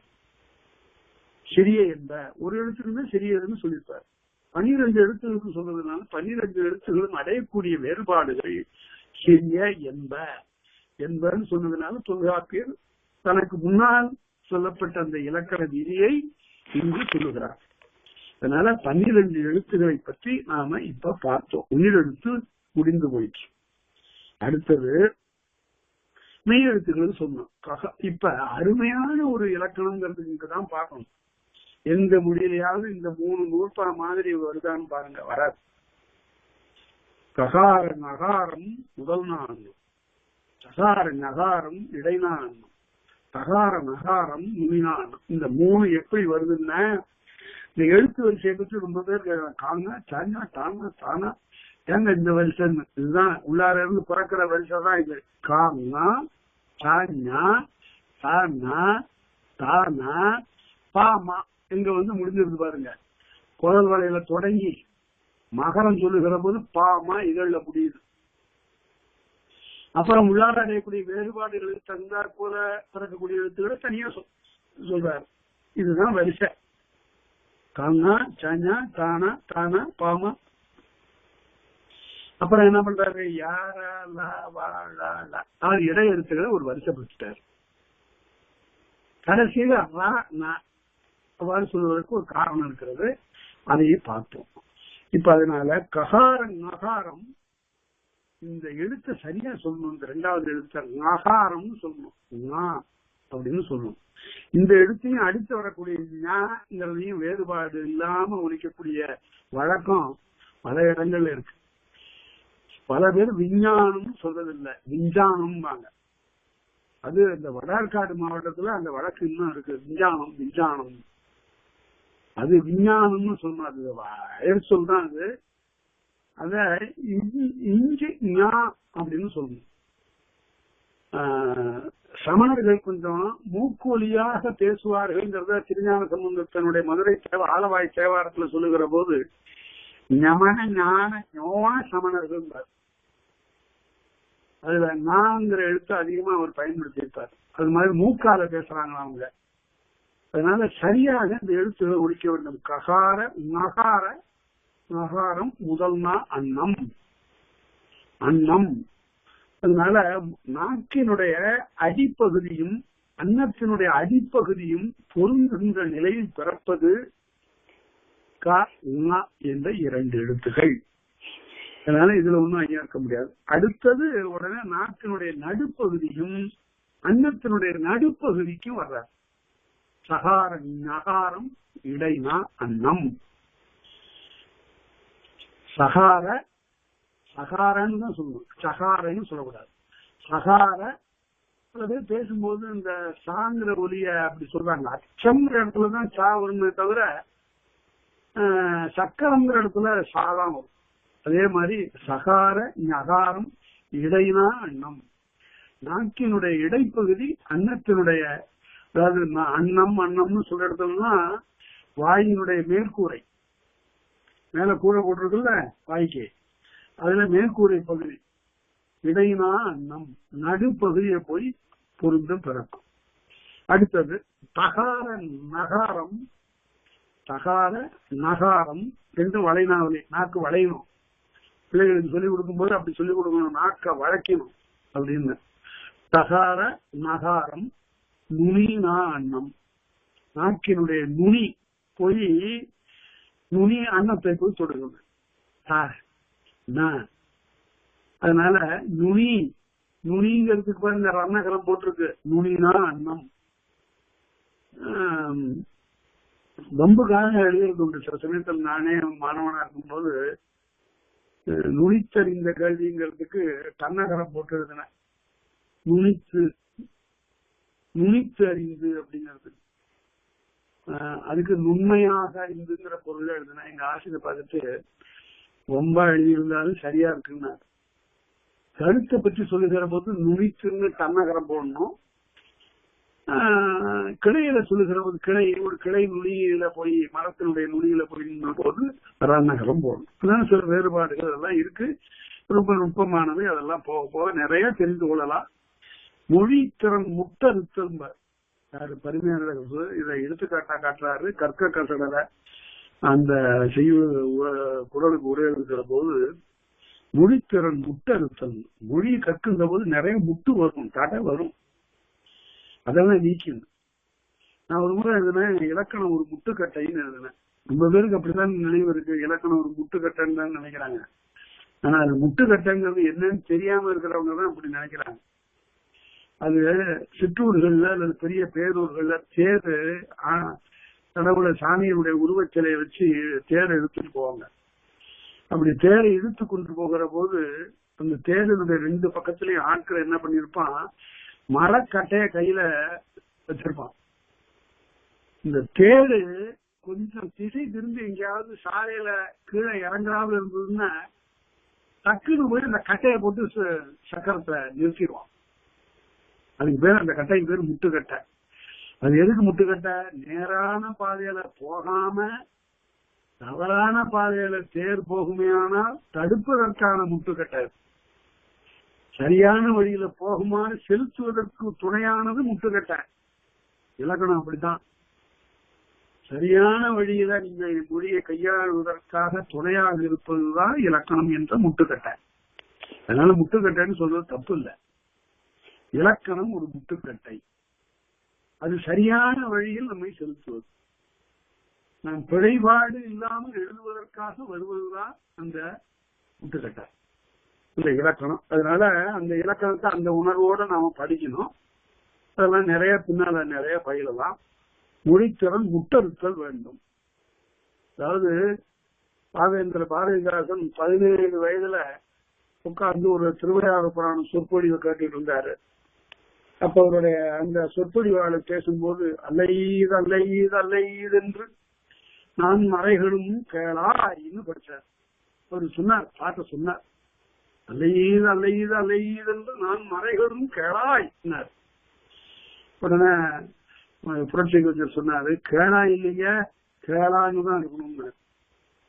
கேளாயின்னு சொல்லாதீங்க, கேளான்னு தான் இருக்கணும். நீ சின்ன பையன் சும்மா இருப்பா, உனக்கு தெரியுமா நான் எவ்வளவு படிச்சிருக்கிறேன் அப்படின்னாரு அந்த சொற்பொழிவாளர். இல்ல இல்ல, நீங்க என்ன படிச்சிருந்தா என்ன தப்புதான் ஐயா அப்படின்னு அந்த காலத்திலே ஒரு அஞ்சாம சொன்னார். உடனே அங்க இருக்கிறவங்க புத்தகத்தை எடுத்து பார்த்துதான் போச்சுன்னு சொல்லி திருவிழா புராணத்தை கொண்டுட்டாங்க. கொண்டு வந்து புரட்டி பார்த்தா பாரதிதாசன் சுப்ரத்தன் சொல்றதுதான் சரியா இருக்கு. சரி தப்பா நீ படிச்சேன்னு கேட்டாராம். இப்பதான் சொன்னாரு, பாரம் பெரியசாமி பிள்ளையிடம் படிச்சேன், பல்லாரிபுத்தரிடம் படிச்சேன்னு சொன்னோம். அப்ப சரியா இருக்கும்பான்னாராம். அதான் உனக்கு இவ்வளவு புலமை இருக்குன்னா. புரட்சி கவிஞர் திருவிளையாடல் புராணத்தையும் கூட அவ்வளவு எளிய சிறு வயதிலே தெளிவா படிச்சு அறிஞ்சிருக்கிறாரு, பாடம் கேட்டிருக்கிறார். அதனால நல்ல ஒரு புலமை அடைய வேண்டும் என்பதற்கு எழுத்தெண்ணி படிக்கக்கூடிய அந்த திறம் நமக்கு இயல்பாக அமைய வேண்டும். நிறைய இருக்கு. அது கடல். நம்ம என்ன அதிகமா அந்த கடல்ல ஒரு கையளவு அள்ளிட்டு இருந்திருப்போம், அவ்வளவுதான். அதனால எவ்வளவு இருக்கிறது.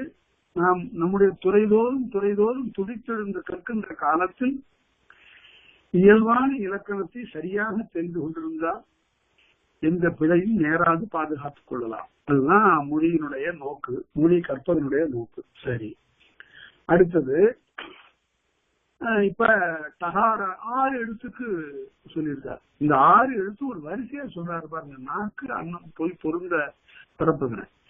படம் போட்டு பார்த்தா ரொம்ப அருமையா இருக்கும். அடி நாக்கு அடி அன்னம், நடுநாக்கு நடு அன்னம், நுனி நாக்கு நுனி அன்னம்.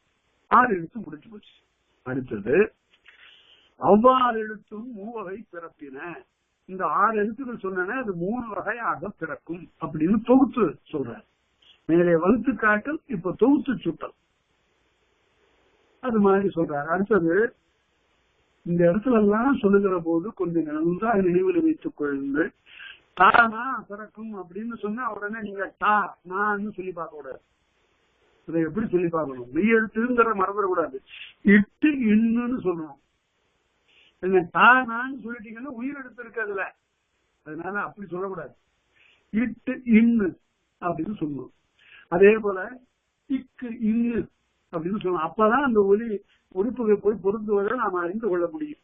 அப்படி சொல்லாம அதுல நூற்பாவில் இருக்கிறதுன்னா நூற்பாவில வசதிக்காக அவர் எழுதியிருக்காரு. செய்யுளாக அமைய வேண்டும் என்பதற்காக எழுதியிருக்காரு.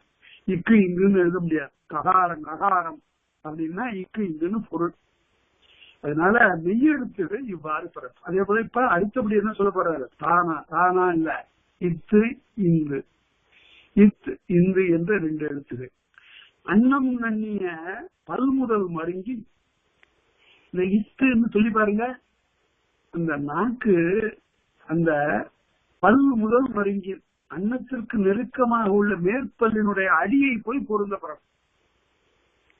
நாக்கினுடைய நுனி போய் அன்னத்தினுடைய அடிப்பகுதியை போய் பொருந்த பிறக்கும். அது எப்படி இருக்கும்? அன்னம் கண்ணிய பல்முதல் மருங்கின் நானுனி பறந்து, கொஞ்சம் தட்டையாகணும் நாக்கு, நானுனி பறந்து கொஞ்சம் விரிந்து, மெய்யுற ஒற்ற, நல்லா போய் பொருந்தணும், ஒற்றணும். மெய்யுற ஒற்ற தாமினிது பிறக்கும் தகார நகாரம். அவ்வாறு நிலையில் தா நா இத்து இந்து என்ற 2 எழுத்துகள் மெய்யெழுத்துகள் பிறக்கும் அப்படின்னாரு. அதை இத்து சொல்லிக் கொடுக்கும் போது இத்து இந்துன்னே சொல்லிக் கொடுக்கணும், இக்கு இன்னா சொல்லிக் கொடுக்கணும், இட்டு இன்னுன்னே சொல்லிக் கொடுக்கணும், மெய்யெழுத்தாவே சொல்லிக் கொடுக்கணும். அடுத்தது 94வது நூற்பா ராணா, அதாவது இட் இன்னு.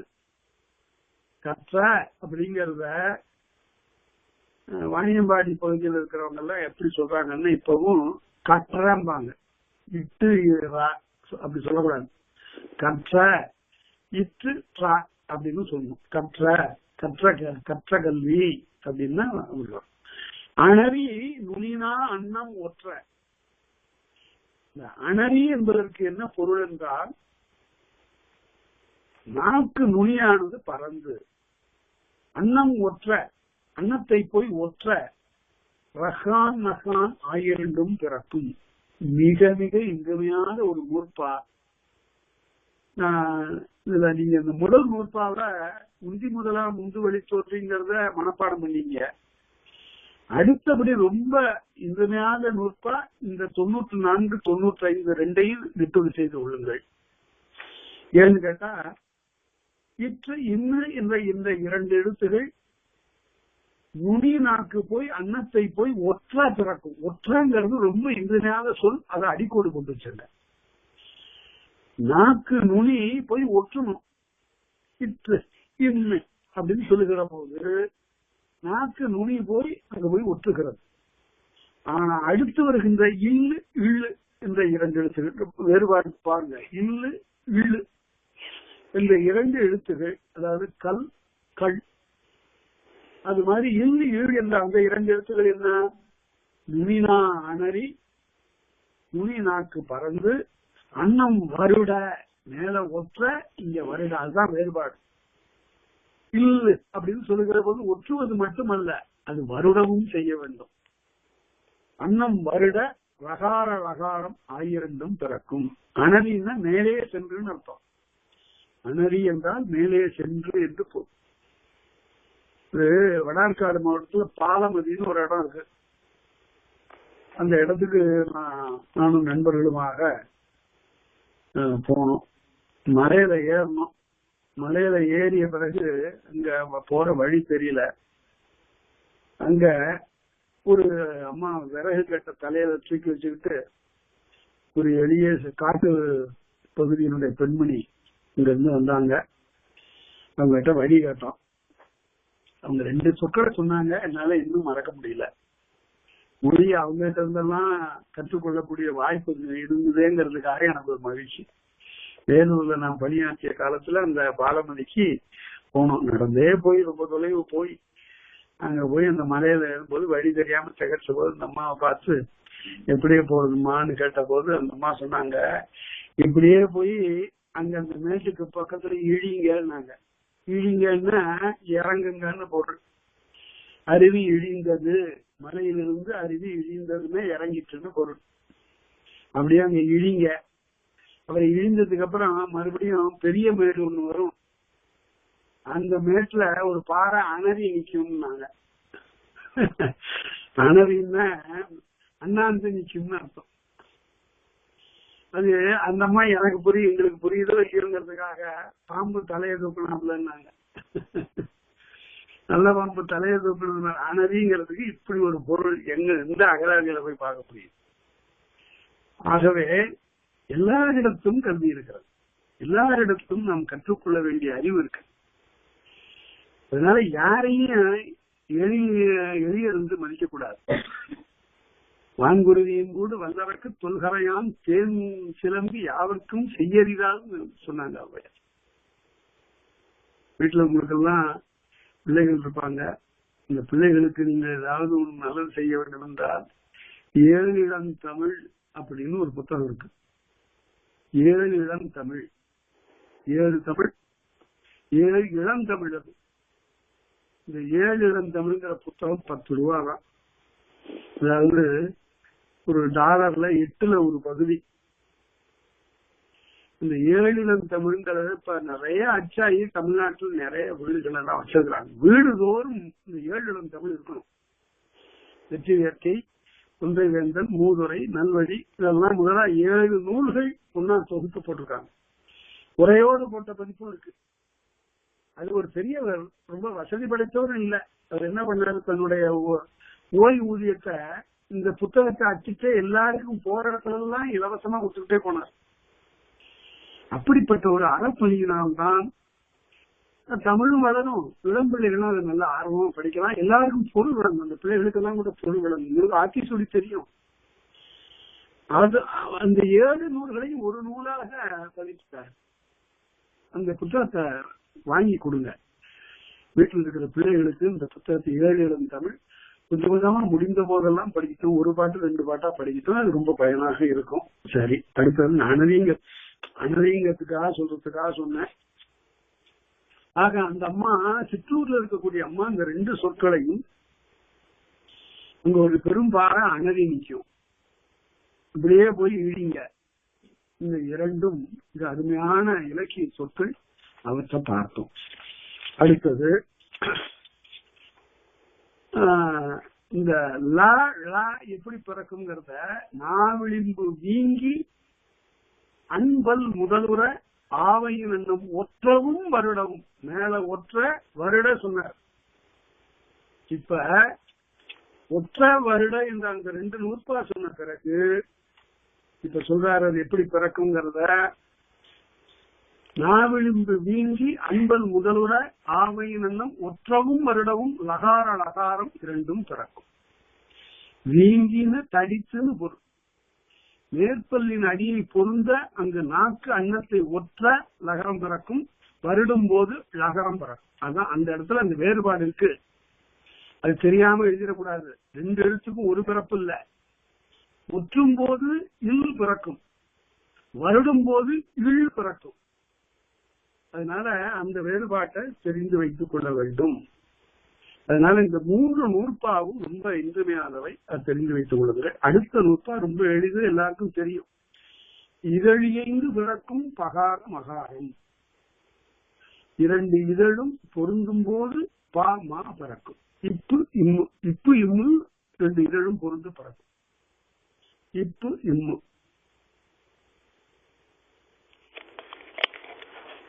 இந்த இடத்துல ஒரு செய்தி உங்களுக்கு சொல்ற நினைவில் வைத்துக் கொள்ளுங்கள். இந்த 2 மெய் இருக்கிற இப்பு இம்மு, இந்த 2 மெய்யும் இல்லாமல் ஒரு பாட்டு பாடணும். இப்பு இம்மு இல்லாம ஒரு பாட்டு பாடணும்னா பாடலாம். அது மாதிரி பாடுறதுக்கு பேரு இதை ஒட்டாமல் பாடுவது. ஒரு 100 முழுமையும் கூட அப்படி பாடி இருக்கிறாங்க. 100 பாட்டு இப்படி பாடி இருக்கிறாங்க. அதாவது எங்கேயும் இப்பு இம்மு வரல. அது பேரு நிரோட்டக யமக அந்தாதின்னு பேரு. அந்தாதி யாத்திர பாடுனதுனால அதுக்கு அந்தாதின்னு பேரு. நிரோட்டக யமக அந்தாதி. இதெல்லாம் பின்னாடி வந்தவங்க தானே செஞ்சாங்க. முன்னாடி யாராவது செய்திருக்கிறாங்க? திருவள்ளுவர் இதையும் செய்திருக்கிறார். திருக்குறள்ல என்னெல்லாம் இருக்கு பாருங்க. அவரு ஒரு 4-5 குறள்ல இந்த வேலையை செய்திருக்கிறார். 489வது குறளை பாருங்க. 4, 8, 9. ஆமா, 489வது குறள்ல எய்தற்கரியது எய்தக்கார நிலையை செய்தற்கரிய செயல் பாரு. காலமறிதல்ங்கிறது அதிகாரம். அதுல எய்தற்கரியது எய்தக்கால் அந்நிலையை செய்தற்கரியது செயல். இப்பு இன்னும் வரல, இதை ஊட்டல. அதனால இப்பு இம்மு என்று சொல்ல வேண்டும் என்றால் இதழ் 2ம் ஒட்டி வர வேண்டும் அப்படின்னு இலக்கணம் சொன்னார். சரி, அடுத்தது யா. இந்த யாவுக்கு மொழிநூல்ல இது அரை உயிர்னு சொல்லுவாங்க. இது மெய்யெழுத்து தான், ஈ தான். இந்த ஈ அரை உயிர்னு சொல்லுவாங்க. அதனாலதான் இது உடம்பிடு மெய்யாக வரும். மணி கூட்டல் அழகு, மணி அழகு. யா ஒரு உடம்பெருமையாக ஒரு யாவும் வாவும் உடம்பெருமையா வரும். அதனால இந்த இடத்துல ஈங்கிற எழுத்து எப்படி பிறக்குது? அன்னம் சேர்ந்த முதற்கேடு வழியிசை, அதாவது கழுத்திலிருந்து வருகின்ற அந்த வழியானது காற்றானது அன்னம் சேர்ந்த நிலையில் கண்ணுற்று அடைய யகாரம் பிறக்கும். அதாவது கழுத்துல நிற்கின்ற காற்றானது மேலெண்ணத்தை சென்று பொருந்த இந்த எழுத்து, இந்த ஈ என்ற எழுத்து பிறக்கும். ஈ அப்படின்னு சொல்லுகிற போது ஈ அப்படின்னா மேலெண்ணத்தை போய் இந்த காற்று போய் பொருந்த பிறக்கிறது. ஈ ஈ வேற பெரும் முயற்சிகள் இதுக்கு தேவையில்லை. சரி, அதனாலதான் எனக்கு அரை உயிர்னு சொல்றதுக்கு காரணம் ஏறத்தாழ உயிரெழுத்து பிறக்கிறதோட கொஞ்சம் தான் எனக்கு முயற்சி கூட. அதனாலதான் இது அரை உயிர், செமி வவல் அப்படின்னு சொன்னா ஆங்கிலத்துல. அத பார்த்தோம். அடுத்தது இப்ப உயிரெழுத்து சொல்லியாச்சு. அடுத்து வல்லெழுத்துக்கு சொல்லி இருக்கிறாரு. காங்கா சாஞ்சா டானா சொல்லியாச்சு. நான் வெள்ளெழுத்து சொல்லியாச்சு. அதே போல இப்பு வல்லெழுத்து சொல்லியாச்சு, இன்னும் நெல்லெழுத்து சொல்லியாச்சு. இப்ப அடுத்தபடி நெல்லெழுத்துகளுக்கெல்லாம் சொல்லியாச்சு. சொன்ன பிறகு என்ன சொல்றாரு?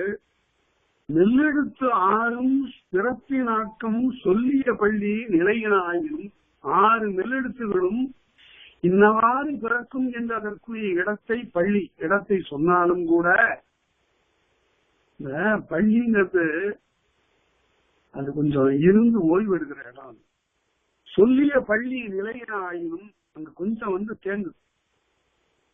அதாவது மதுரை மாவட்டத்துக்கு இருந்து வந்தவங்களுக்கு தெரியும், ஆனைமலைன்னு ஒரு மலை இருக்கு. ஊருக்குள்ள போறதுக்கு முன்னாலே அது யானை படுத்துறது மாதிரி நீண்ட பெரிய மலை, தும்பிக்க மாதிரி இருக்கு முன்னால இருக்கிற பாறை. அந்த ஆனைமலை இருக்கிற அந்த ஆனைமலை ஒரு கல்வெட்டு இருக்கு. அது ஆரிதன் கொடுதித்தோம் அப்படின்னு இருக்கும். ஆரிதன்ங்கிறது ஒருத்தன் பேர். அவன் சமண முனிவருக்கு ஒரு கல்வெட்டு, ஒரு படுக்கை பண்ணி கொடுத்துருக்கான். படுக்கைன்னா ரொம்ப வசதியான படுக்கை எல்லாம் கிடையாது. இந்த கழுத்து வச்சுக்கிறதுக்கு உயரமா ஒரு பாறையில அதை வெட்டிட்டு கீழே ஒரு பள்ளமா செதுக்கியிருப்பான். பக்கத்துல ரெண்டு குழியை வெட்டியிருப்பான். அது எதுக்குன்னா மழை பெஞ்சா தண்ணி தேங்க, அதுதான் அவர் குடிச்சுக்குவாரு. அந்த மலையில உச்சியில உட்காந்துட்டு அவர் எழுதுவாரு. யார் எழுதுவாரு அப்படின்னா அவருக்கு ரொம்ப மரியாதையா பேரு ஐயன் ஆரிதம், ஐயனாரிதனா பிற்காலத்துல சொன்னாங்க சமண முனிவர். அந்த சமண முனிவர்கள் பேசுகின்ற காலத்துல மூக்கின் ஒலியினால பேசுவார்கள் என்று தேவாரத்தில் 2 பேர் சொல்றாங்க. நெல்லெடுத்த ஆறும் பிறப்பின் ஆக்கம் சொல்லிய பள்ளி. இந்த பள்ளிங்கிறது படிச்சுட்டே அவங்க பாடம் சொன்னாங்க அந்த சமண முனிவர்கள். இந்த கற்படுக்கையில உடம்புல வலி இல்ல. வெளியே ஊர்ல எப்பயாவது இறந்து கேட்டு உண்கின்ற சமண முனிவர்களும் இருந்தார்கள். இருக்குமிடம் தேடி என் வசிக்கு அந்த முழுக்கமுடம் வந்தால் உண்டே என்று சொல்லி அங்கேயே படுத்து பட்டினி கிடந்து நோன்பு இருந்து நல்ல நூல்கள்லாம் ஓலையில எழுதி வச்சு போன சமண முனிவர்கள் இருந்தார்கள். அவர்களுக்கு அந்த ஊர் வணிகர்கள் உதவி செய்வார். அவர்கள் படுக்கையில கற்படுக்க வெட்டி கொடுத்தாங்க. அவ்வப்போது உணவு கொண்டு போய் கொடுத்தார்கள். இதெல்லாம் அந்த ஆனைமலையில நிறைய சமணர்கள் இருந்தாங்க. சம்பந்தர் பேசுகிற போது ஆனை மாமலை ஆதியாய இடங்களில் பல அல்லது சேரி ஈனர்களுக்கு எளியனலே ஆலவாய் அவன் முன் நிற்கவேன்னு பாடுறாரு. அதனால ஆலவாயில இருக்கிற இறைவன் துணையா இருக்கிறார். அதனால அந்த ஆனைமலையில இருக்கிற ஆயிரக்கணக்கான முனிவர்களை என்ன ஒண்ணும் செய்ய முடியாதுன்னு அவர் பாடுறார். அதனால நிறைய முனிவர்கள் அங்கு பள்ளி என்று சொல்லப்படுகின்ற அந்த கற்படுக்கையில இருந்து கொண்டு பாடம் சொன்னதுதான் பிற்காலத்துல பள்ளிங்கிற சொத்து பிறப்புக்கு காரணமாச்சு. பாடம் சொல்றதுக்கு பள்ளி, அது சமணப்பள்ளி, பௌத்த பள்ளி. பள்ளின்னா பெரிய கட்டடம் அதெல்லாம் இல்ல, மலை சரிவுகள்ல அங்கங்க மேல மலை நீட்டிட்டு இருக்கும்போது அது உள்ளார குறைந்த நிலையில நிழல் கொடுக்கும். அங்க படித்து கிடந்தவர்கள் அவர்கள் அப்போது மாணவர்களுக்கெல்லாம் பாடம் கற்பித்தார்கள். அது பள்ளி என்று பெயர். அதுவே பிற்காலத்தில் பள்ளி, பள்ளிக்கூடம் என்றெல்லாம் ஆயிடுச்சு. வெள்ளெழுத்தாரும் பிறப்பின் ஆக்கம் சொல்லிய பள்ளி நிலையினாயினும் மூக்கின் வழியிசை ஆப்பத்தும். 6 எழுத்துக்களை பற்றி நான் சொல்லியிருக்கிறேன். இருந்தாலும் அவற்றை பற்றி சொல்லுகிற போது கூடுதலா ஒரு செய்தி நினைவிலை வைத்துக் கொள்ளுங்கள். அது மூக்கொலியின் துணையோடு பிறக்கும். இந்த 6 எழுத்துகளுக்கும் கொஞ்சம் நேசல் சவுண்ட். அதனால எனக்கு பேரு மொழியில நேசல்ஸ் சொல்லும். இந்த 6 எழுத்துகள் இப்படி மூக்கொலியாலும் பிறக்கும், மூக்கொலியால் கூட பிறக்கும் என்று காட்டினார். நேசல். சரி, இப்ப இதுவரையில எல்லா எழுத்துக்கும் சொல்லியாச்சு. இந்த எழுத்துக்கள் மட்டுமே எழுத்துகள் இல்லையே, சார்ந்து வரின் மரபின் உந்தலங்கரைன்னு சொல்லியிருக்காரு. சார்ந்து வரக்கூடிய அந்த 3 எழுத்துகளுடைய பிறப்பு எப்படி அப்படின்னு கேட்டா, சார்ந்து வரின் அல்லது தமக்கு இயல்பு இல என, இலன்னு சொன்னதுனால அது பன்மை, இலதுன்னு சொன்னா ஒருமை, இலதுன்னு சொன்னா ஒருமை, காசு இலது அப்படின்னா காசு இல்ல, காசு இல அப்படின்னு சொன்னா காசுகள் இல்லை இன்னும் பொருள். இந்த இலதுங்கிறது தெலுங்குல லேது, நிலதும் லேது ஆயிட்டு. திராவிட மொழி குடும்பத்துல இதெல்லாம் இயல்பு. ஒரு மொழியிலிருந்து இன்னொரு மொழிக்கு சொற்கள்லாம் நிறைய போயிருக்கு. அதனால இதெல்லாம் உறவுடைய மொழிகள் தான். உலகத்தில் இருக்கக்கூடிய எல்லா மொழிகளுக்கும் ஒன்றுக்கு ஒன்று தொடர்பு இருக்கிறது. மொழி வேறுபாடுகள்லாம் இல்ல, ஒவ்வொரு மொழிக்கும் ஒவ்வொரு சிறப்பு இருக்கிறது. தமிழ் ரொம்ப தொன்மையான மொழி. அதற்கு பல்லாயிரக்கணக்கான ஆண்டுகள் வரலாறு அதுக்கு தமிழுக்கு இருக்கிறது. வேற எந்த மொழிக்கும் இப்படி ஒரு தொன்மையான வரலாறு இல்லை. அப்படி தொன்மையா இதனோடு இருந்த மொழிகள் எல்லாம் கூட இறந்து போச்சு. இவையெல்லாம் பேச்சு மொழியாக கூட இல்லை. அதனால இந்த மொழியினுடைய சிறப்பு இருக்கிறது. அதனால பிற மொழிகளை நாம குறைத்து மதிப்பிட வேண்டியதில்லை, அதை நாம குறையா சொல்ல வேண்டியது. தமிழ் ரொம்ப தலைமையுடைய ஒரு மொழி. ஓங்கிய சிறப்பின் உயர்ந்த வேள்வி மாங்குடி முருகன் தலைவனாக உலகமுடன் நிலைய பலர் புகழ் சிறப்பு புலவர் பாடாது வரகையின் நிலவரை அப்படின்னு சொல்றாரு பாண்டிய அரசன் பாடுகிறான். அதனால உலகமோடு நிறைய மொழி, உலகத்தோடு பொருந்திய ஒரு மொழி. அதனால அது ஒரு காலத்துல மிக உயர்ந்த குறிக்கோள்களை சொன்ன மொழி. அது சாதி சமய வேறுபாடுகளே கருதாத ஒரு மொழி. அதை இன்றைக்கு நாம நினைவில் வைத்துக் கொள்ள வேண்டும். எப்படின்னு கேட்டா, இளங்கோவடிகள் சமண சமயத்தவர், அவங்க அண்ணன் செங்குட்டுவன் சைவ சமயத்தவர். ஒரு குடும்பத்துல பாருங்க. இவங்களுக்கு ரொம்ப வேண்டிய நண்பர் பூலவாணியின் சீர்த்தலை சாத்தினால் பௌத்த சமயத்தவர். சமணம் பௌத்தம் சைவம் எல்லாம் ஒரு நண்பர்களாகவும் உறவினர்களாகவும் இருந்திருக்கிறாங்க. அதனால அது ஒரு வழிபாட்டு நெறி, அவ்வளவு தூரம் சமயங்கள். அதை கொண்டு வந்து புகுத்தி பெரிய கலவரங்கள்லாம் விளைத்தது பிற்காலத்து அறியாமை. இளங்கோவடிகள் எவ்வளவு பெருந்தன்மையா பாடுறாரு பாருங்க. திருமாலை பற்றி பாடுகிற போது வரிப்பாட்டுல ரொம்ப அருமையா சொல்லுவார் அவரு. நாராயணா நாராயணா என்று சொல்லாத நாக்கு என்ன நாக்குயாங்கிறார். அதனால அவர் சமண சமயத்தையும் பாடுகிறார், சைவ சமயத்தையும் பாடுகிறார், வைணவ சமயத்தையும் பாடுகிறார். பெருவாயாக்கை பெரியோன் கோயில் அப்படின்னு சொல்றார். அதனால ஒரு சாதி சமய வேறுபாடுகளெல்லாம் செயற்கையாக மனிதர்கள் உருவாக்கி எல்லாரும் மாந்தர்கள் இயல்பாக அவர்களுக்குள்ள இருக்கக்கூடிய சமத்துவ உணர்வு இருக்கணும். அதைத்தான் நம்முடைய தமிழ் இலக்கியங்கள் நிறைய சொல்லுது. தொல்காப்பியத்துல பின்னால அதையும் பார்க்க போறோம். சார்ந்து வரி நல்லது தமக்கு இயல்பு இலை என தேர்ந்து வெளிப்படுத்த ஏனை மூன்றும்.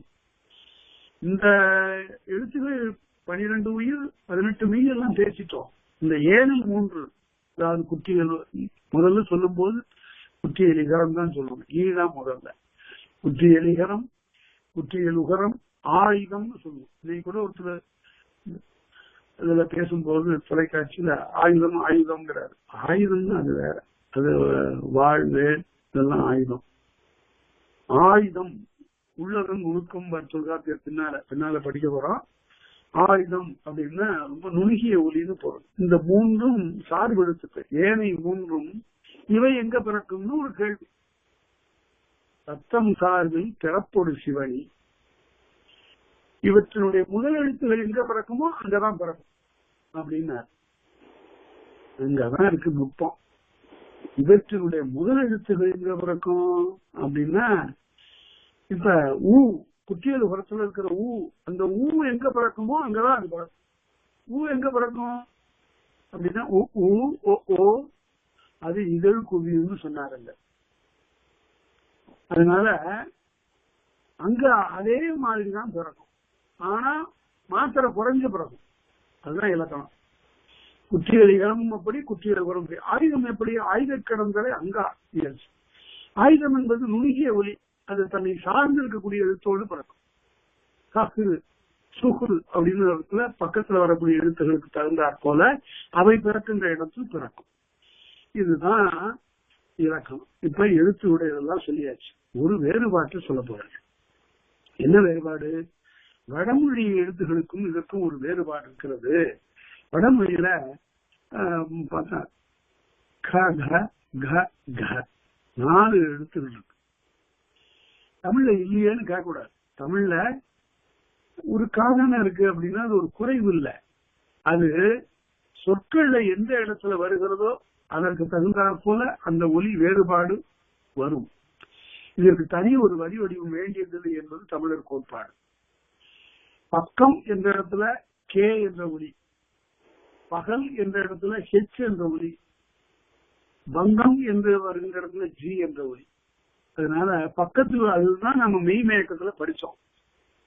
உடல்நிலை மெய்மயக்கம், வேற்றுநிலை மெய்மயக்கம் இடத்துல இவற்றையெல்லாம் நாம படித்திருக்கிறோம். அதனால நினைவில் வச்சுங்க. எல்லா எழுத்தும் வெளிப்பட கிடந்து சொல்லிய பள்ளி எழுதரு வழியில் பிறப்பொடு விடுவழி உரைச்சி வாரத்தின் அகத்தெழு வழி இசை அறிவுதவனாடி அழகிற்கோடல் அந்தாணர் மறைத்தே. இந்த மாத்திரை ஒலிக்கும் போது வடமொழியாளர்கள் தங்களுடைய மந்திரங்களை சொல்லுகிற போது என்ன செய்வார்கள் என்றால், நாம ஒலி வந்த பிறகு கா குரில் இதுக்கு ஒரு மாத்திரை, கா நெடில் 2 மாத்திரைன்னு சொல்றோம். அவங்க அப்படி சொல்றது இல்ல. உள்ளார வருகின்ற காற்றை அவர்கள் அளக்கிறார். எப்படின்னு கேட்டா, ஜனனி ஜன்ம சௌக்ஷாம் வர்தனி குல சம்பதாம் பதவி பூர்வ புண்ணியானம் அப்படின்னு வர்ற போதெல்லாம் பார்த்தா ஏற்ற இறக்கங்களுக்கு தகுந்தாற் போல காற்று ஒலி மாறுபடுவதை அளந்து சொல்லுவது அந்தணர் மறைப்பு, அந்தணருக்குரிய முறை. அது சொல்லுக்கு புறம்பான ஒலியை, சொல்லுக்கு அப்பாற்பட்ட ஒலியை அதை அளந்து சொல்கிறார்கள். ஏன்னு கேட்டா அவங்க எழுத்து வழக்கு இல்லாம போச்சு, எல்லாம் பேச்சு வழக்கிலேயே கொண்டு வந்துட்டாங்க. அதுதான் மனோன்மொழி சுந்தரம் பிள்ளை சொல்லுவாரு, கணம் தடை என்று உருவேற்றி அப்படின்னாரு. மந்திரங்களை எப்படி படிப்பாங்க? கணம் ஒரு முறை முந்திரி சொல்றது, தடைன்னு ஒரு முறை நினைவு வச்சுக்கிறதுக்கு. எப்படின்னு கேட்டா, ஒரு பாட்டு இருக்குன்னு வச்சுங்க, வாழ்க அந்தனர் வானவர் ஆணினும் வெழ்க தன்புணர் வேந்தனும் ஓங்குக அப்படின்னு பாட்டு பூரா 4 அடின்னு சொல்லி மறுபடியும் வானவர் ஆன வாழ்க அந்தனர் வானவர் ஆணினும் அப்படின்னு சொன்னீங்கன்னா கணம். அப்படி படிக்காம வாழ்க அந்தனர் வானவர் ஆணினம், வாழ்க அந்தனர் வானவர் ஆணினம் அப்படின்னு ஒவ்வொரு அடியையும் தோறும் சொல்லி சொல்லி சடங்குன்றது மாதிரி மாத்தி மாத்தி மாத்தி சொல்லிக்கிட்டே போனா அது சடை. அப்படி படிக்கிறது. இதெல்லாம் அளந்து சொல்லுகின்ற சொல்லுக்கு புறத்தே இருக்கின்ற ஒளியை அளத்தல் அந்தானது மறைத்து. எல்லா எழுத்தும் வெளிப்பட கிடந்து வெளிப்பட சொல்லி சொல்லிய பள்ளி எழுதரு வழியும் உள்ளே வருகின்ற அந்த காற்றில் பிறப்போடு விடுபடி உணர்ச்சி வாரத்தின், உணர்ச்சின மாறுபாடு. ஒரு ஒலிக்கு இன்னொரு ஒலிக்கும் உள்ள வேறுபாட்டை அகத்தெழு வெளியிசை அறிந்தவ நாடி, உள்ளே இருந்து வருகின்ற ஒலியினை குற்றமில்லாமல் நாடி அதனை அளத்தல் அந்தனர் மறைத்து. சமஸ்கிருதத்தில் இருக்கக்கூடிய அவர்களுடைய மறை. அகுதி இவன் உவராது, அங்க அந்த மாதிரி அளக்கிற வேலை இங்க இல்லை. அதாவது பொருளுடைய எழுத்துக்களை மட்டுமே, ஆங்கிலத்துல சொன்னா ஒரு ஒலி பொருள் தருகின்ற ஒலியாக இருக்கணும். பொருள் தருகின்ற ஒலி, மொழிகள்ல ரொம்ப அருமையா சொல்லுவாங்க. பொருள் தருகின்ற ஒலி, அலை என்பதற்கும் ஆலை என்பதற்கும் வேறுபாடு இருக்கிறது. பொருளை வேறுபடுத்துகிறது. ரெண்டும் ஆளா வேறுபாடு செய்கிறது. அலை வேற, ஆலை வேற. அதனால பொருள் வேறுபாடு செய்யக்கூடிய ஒலிகளை மட்டுமே அளப்பது, மாத்திரையால் அளப்பது தமிழ் நெறி. அந்த எழுத்துகளுக்கு அப்பாற்பட்ட நாம் ஒலிக்கக்கூடிய, ஏற்ற இறக்கமாக ஒலிக்கக்கூடிய அந்த ஒலியையும் அளப்பது அந்தணர் மறைத்து. அது இவன் ஓல. அங்கு அது இங்கு சொல்லாமல் எழுந்து புறத்திசைக்கும் மெய்தரு வரிசை எழுந்து புறத்தே எழுத்தாக வரக்கூடிய ஒலியினை அளப்பதுதான் இங்கு நுவன்றிசினே சொல்லப்பட்டிருக்கிறது அப்படின்னார். அதனால ஒரு வேறுபாடு ஒரு மொழிக்கு ஒரு மொழிக்கு இருக்கக்கூடிய ஒரு ஒப்பியல் முறையில் இருக்கக்கூடிய வேறுபாட்டை ரொம்ப அழகாக உணர்த்தி இருக்கிறார். அதனால இவ்வாறு எழுத்துகளுக்கு இருக்கக்கூடிய பிறப்பு முறையை நன்றாக உணர்ந்து நாம பார்த்தா ஒவ்வொரு பின்னால நாம பல இடங்கள்ல இந்த இலக்கணத்தை பொருத்தி பார்க்க போறோம். இதுல ஒன்று மட்டும் நினைவு வச்சுங்க, இந்த பிறப்பில் நான் சொன்னதில்ல 83வது நூற்பா, அடுத்தது 83வது நூற்பா, அப்புறம் 94வது நூற்பா, 95வது நூற்பா, 96வது நூற்பா. இந்த நூற்பாக்களை இந்த சொன்ன இந்த என்னுடைய இந்த நூற்பாக்களை நன்றாக நெட்டுரு செய்து வைத்துக் கொள்ளுங்கள். அப்புறம் 101வது நூற்பா. இந்த நூற்பாக்கு மிக மிக மனதில் இருக்கணும் எப்பவும், பின்னால பல இடங்கள்ல. 101வது நூற்பாவை குற்றியல் உர புணரியல் பாடம் பார்க்கும்போது அங்க பார்க்க போறோம். அதே போல மற்றவற்ற உயிர் மயங்கியலையும் புள்ளி மயங்கியலையும் பார்க்க போறோம். அதனால அதை நினைவில் வைத்துக் கொள்ளுங்கள். அடுத்தபடி இந்த வினாக்களுக்கெல்லாம் விடைகளை நான் கார்த்திக்கு கொஞ்சம் கொஞ்சமா அனுப்பிட்டு இருக்கிறேன். இப்ப 2 நாட்களா அனுப்பி இருக்கிறேன். செஞ்சு சில வினாக்கள் இருக்குன்னா அவற்றையும் இதனால அனுப்புவேன். அதோட இப்ப முந்தே சொன்னா தேமா புளிமா கருவிளம் பூவிளம் என்று 4 அசைக்குரிய வாய்பாடுகளை சொல்லியிருக்கிறேன்.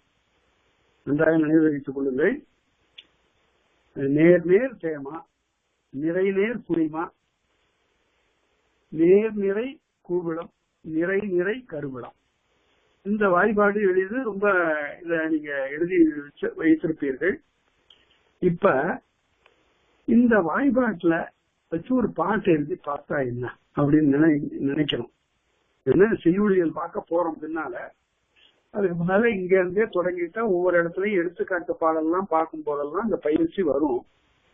அதுக்குதான் ரொம்ப எளிய ஒரு எடுத்துக்காட்டா நான் சொல்றேன். இப்ப பாரதியெல்லாம் எண்ணியே முடிதல் வேண்டும், நல்லவே எண்ணல் வேண்டும். நல்லா நினைச்சு பாருங்கப்ப. எண்ணிய அப்படின்னா அது என்ன வாய்ப்பாடுங்கிறத நீங்க பாருங்கப்ப. எண்ணிய நேர் நிறை கூவிளம், முடிதல் நிறை நேர் புளிமா, வேண்டும் நேர் நேர் தேமா. அவ்வளவுதான். 6 சீர் வருது வரணும். முதல்ல ஒரு அடின்னா 6 சீர் வரணும். அப்படி இப்ப பாரதிதாசனுடைய அழகின் சிரிப்பை எடுத்துட்டீங்கன்னா அதுல அரிசீர் வருத்தம் நிறைய இருக்கு. எந்த பாட்டை வேணாலும் நீங்க எடுத்துங்க.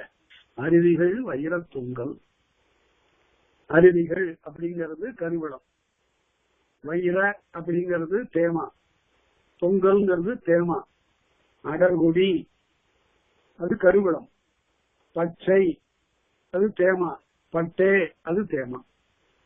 அதனால 2 அசையினாலே வரக்கூடிய 6 சீர் இதை முதல்ல எழுதி பாருங்க. நீங்க எந்த பொருளையாவது எழுதலாம். மகளே கேள்வி நாளை மறுநாள் பள்ளி செல்வாய், இது அரிசி சரியா வச்சுப்பார். இப்ப உங்க பொண்ணுகிட்ட அப்படி நீங்க சொல்றீங்கன்னு வச்சுங்க. அதான் இதுக்கு பேரு அரிசீர் விருத்தம். இந்த அரிசீர் விருத்தத்துக்கு வேற இலக்கணம் இருக்கான்னு கேட்டா முதல்ல இந்த இலக்கணத்தை பாருங்க. பாரதியினுடைய பாட்டுல எண்ணிய முடிதல் வேண்டும், நல்லனவே எண்ணல் வேண்டும், அந்த பாட்டை பாருங்க. அல்லது அழகின் சிரிப்பில எடுத்துட்டு அருவிகள் வைரத்துங்கள் அடர்குடி பச்சைப்பட்டே குருவிகள் தங்க கட்டி குளிர்மலர் மணியின் குப்பை எழுது மேல் பாயும் வேங்கை நிலவு மேல் எழுந்த மின்னல் சரிகலாம் ஒளிசேர் தங்க தகடுகள் பாரடானி. இப்படி ஒரு பாட்டு. இந்த பாட்டை ஒரு 10 தடவை நீங்க திரும்ப திரும்ப பாத்தீங்கன்னா 11வது பாட்டை நீங்க எழுதலாம். இது ஈரசை அரிசீர். 2 அசையா வருவது 6 சீர். எந்த 2 அசையா பண்ணலாம்? எல்லாமே தேமாவாகவும் எழுதலாம், எல்லாமே புளிமாவாகவும் எழுதலாம், கலந்தும் எழுதலாம். இந்த மாதிரியாக ஒரு யாப்பத்தான் முதல்ல கற்றுக் கொடுக்கணும். பாட்டு எழுதணும்னு நினைக்கிறவங்களுக்கு இந்த இதைத்தான் முதல்ல அரிசீர் விருத்தம் தான் சொல்லிக் கொடுக்கணும். முதல்ல எடுத்த உடனே வெண்பா அவர்கள போய் மோதக்கூடாது. வெண்பா கடினமான யாப்பம், எப்படிப்பட்டவர்களையும் அது கவிழ்த்து விடும். அதனால அது பயிற்சியினால வெண்பா அதற்கு பிறகு மிக எளிதாக வரும். கடைசியில வெண்பா படிக்கும். முதல்ல அரிசீர் விருத்தம் தான் கற்றுக் கொடுக்கணும். அதனால இந்த அரிசீர் விருத்தத்தை கற்றுக்கொள்வதற்காக சொல்லி இருக்கிறேன். பின்னால இந்த வாய்ப்பாட்டை பற்றி சரியான ஒரு பாட்டையும் வேண்டுமானால் அதற்கு பிறகு அவருக்கு அனுப்பி வைப்ப அதையும் பார்த்து தெரிந்து கொள்ளலாம். அதனால இந்த வகையில இப்போது பிறப்பியல் நிறைவு பெற்றிருக்கிறது. அடுத்தது புணரியல் என்ற ஒரு இயல். இந்த 4 வகுப்புகள் இங்கிருந்து நடக்கும். இந்த மாதமும் அடுத்த மாதமும் 4 வகுப்புகள் நடக்கும். இந்த 4 வகுப்புகள்ல புணரியல் முடிந்து தொகை மரபு முடிஞ்சிடும். அதாவது ஒரு மொழிக்கு ரொம்ப இன்றியமையாத ஒரு பகுதி இது. அதுவும் புணரியல் தொகை மரபு மிக மிக இன்றியமையாதன. அத நாம அடுத்த வகுப்புல நாம தொடர்ந்து பார்க்க போறோம். பார்க்கறதுக்கு முன்னால முன்னுரையாக இந்த புணரியல் குறித்து சில செய்திகளை நான் சொல்லுகிறேன். இந்த புணர் என்பதற்கு இலக்கண குறிப்பு சொல்லும் போது நல்லா நினைவில் வைத்துக் கொள்ளுங்கள். சில இலக்கண குறிப்புகள் இந்த புத்தகத்தையும் உங்கள்கிட்ட பெற்றிருப்பீர்கள். அனைவருக்கும் தமிழ் இலக்கணங்கிறதுல இந்த தொழிற்பெயர்னு ஒண்ணு இருக்கு. அது என்ன தொழிற்பெயர்னா, நடத்தல், ஆடுதல், பாடுதல், கேட்டல், கூறுதல், செல்லுதல், போதல், வருந்துதல், கேட்டல், கிளைத்தல், உறங்குதல், இது எல்லாமே தொழிற்பெயர் தான். என்ன தொழிற்பெயர்வை எல்லாம்? அல்லீட்டு தொழிற்பெயர். அல்லுன்னு முடிதில்லை. அதனால எழுதல், உறங்குதல், பாடுதல், ஆடுதல், பேசுதல் எல்லாம் அல்லீட்டு தொழிற்பெயர். இதுக்கு பேரெல்லாம் அல்லீட்டு தொழிற்பெயர்னு சொல்லுங்க. இது அல்லாத தொழிற்பெயரும் இருக்கு. அப்படின்னு கேட்டா புணர்ச்சி அப்படின்னு, அதுவும் தொழிற்பெயர் தான். காட்சி, புணர்ச்சி, இது இப்படி சீல முடியக்கூடியதும் பலது தொழிற்பெயர் இருக்கும். வேறு எழுத்துல முடியதும் இருக்கு, தொழிற்பெயரும் இருக்கு. இது பேரு தொழிற்பெயர்னு சொல்லுவோம். சரி, தொழிற்பெயர்ல 2 வகை இருக்கு. ஒண்ணு உடன்பாட்டு தொழிற்பெயர், இன்னொன்னு எதிர்மறை தொழிற்பெயர். வாரம் அப்படின்னா வராதுன்னு பொருள், எதிர்மறை தொழிற்பெயர். கேளம் அப்படின்னு எதிர்மறை, அல்லியிற்று எதிர்மறை தொழிற்பெயர். அல்லியிற்றுன்னு சொன்னாங்க, அல்லியிற்று எதிர்மறை தொழிற்பெயர். அதனால உடன்பாட்டு தொழிற்பெயர் கேட்டல் என்பது உடன்பாட்டு தொழிற்பெயர். அதே போல எதிர்மறை தொழிற்பெயர் வேற இதுலயே வரும். கேளாமைங்கிறது எதிர்மறை தொழிற்பெயர். அதனால அப்படியெல்லாம் வரும். இந்த இடத்துல புணரியல்னு சொல்லுகிற போது புணர்ச்சி அப்படிங்கிறது தொழிற்பெயர். புணர் அப்படின்னு மட்டும் சொன்னா முன்னிலை ஏவல், அது செய் அப்படிங்கிறது. அதனால கேள், பாடு, ஆடுங்கிறது மாதிரி புணர் அப்படின்னா ஒன்றாக கூடுன்னு பொருள்.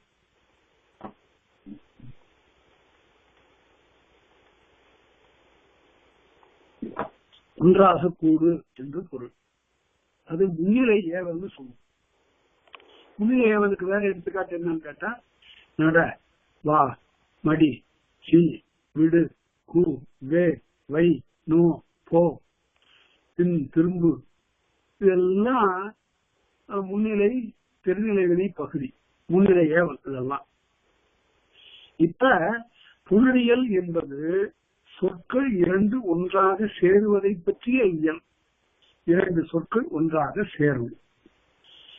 இது ரொம்ப இயல்பாக அமைந்தது இந்த தமிழ் மொழியில, மிக இயல்பாக அமைந்தது. அதுல கயிறு 2 முடிச்சு போடுறது மாதிரி, ஒரு கயிற்றினுடைய கடைசி பகுதி, இன்னொரு கயிற்றினுடைய முதற் பகுதி. நன்றாக நினைவில் வைத்துக் கொள்ளுங்கள். ஒரு கயிற்றினுடைய கடைசி பகுதியையும் இன்னொரு கயிற்றினுடைய முதற் பகுதியும் தான் நம்ம முடிச்சு போடுறோம். இந்த கயிற்றினுடைய கடைசி பகுதியை போல ஒரு சொல்லினுடைய கடைசி பகுதி, அதுக்கு பேரு நிலைமொழி ஈறு. நிலைமொழி ஈறு, ஈறுனா கடைசி, நிலைமொழி ஈறு. சரி, வருகின்ற கயிறு இருக்குத, அந்த கயிற்றினுடைய முதல் பகுதி போல ஒரு சொல் வரக்கூடிய சொல் இதோட சேருவதற்காக வருகிறது. அந்த சொல்லினுடைய முதல் பகுதிக்கு பேரு வருமொழி முதல். நிலைமொழி ஈறு, வருமொழி முதல். இந்த ரெண்டும் தான் நம்ம சேர்க்க போறோம். சொல்லு ரெண்டையும் முழுமையா சேர்க்கறது இல்லை. இந்த சொல்லினுடைய கடைசி பகுதி, அந்த சொல்லினுடைய முதல் பகுதி, ரெண்டையும் போட்டு முடிச்சு போறோம்.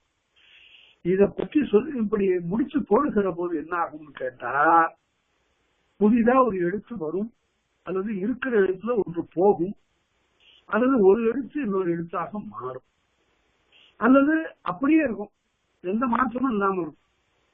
இந்த 4 வகையான மாற்றங்களைத்தான் இந்த புணரியல்ல சொல்ல போறார். ரொம்ப மிக மிக இன்றியமையாத ஒரு பகுதி. பெரிய புலவர்கள் எல்லாம் எப்படி இவற்றையெல்லாம் தேர்ந்து கற்றார்கள் பெரிய வியப்பு. முகவை மாவட்டத்தினுடைய, அதாவது ராமநாதபுரம் மாவட்டம் இப்ப சொல்றாங்க, முகவை மாவட்டத்துல சேதுபதிகள் அரசாண்ட காலத்தில் ஒரு கவியரசர் ஒருத்தர் இருந்தார். இந்த கவியரசர்னு அந்த காலத்துல கவி சக்கரவர்த்தி, கவியரசர்னு அவங்க எல்லாம் ரொம்ப எல்லையில்லா பெரும்பலமை படைத்தவர்.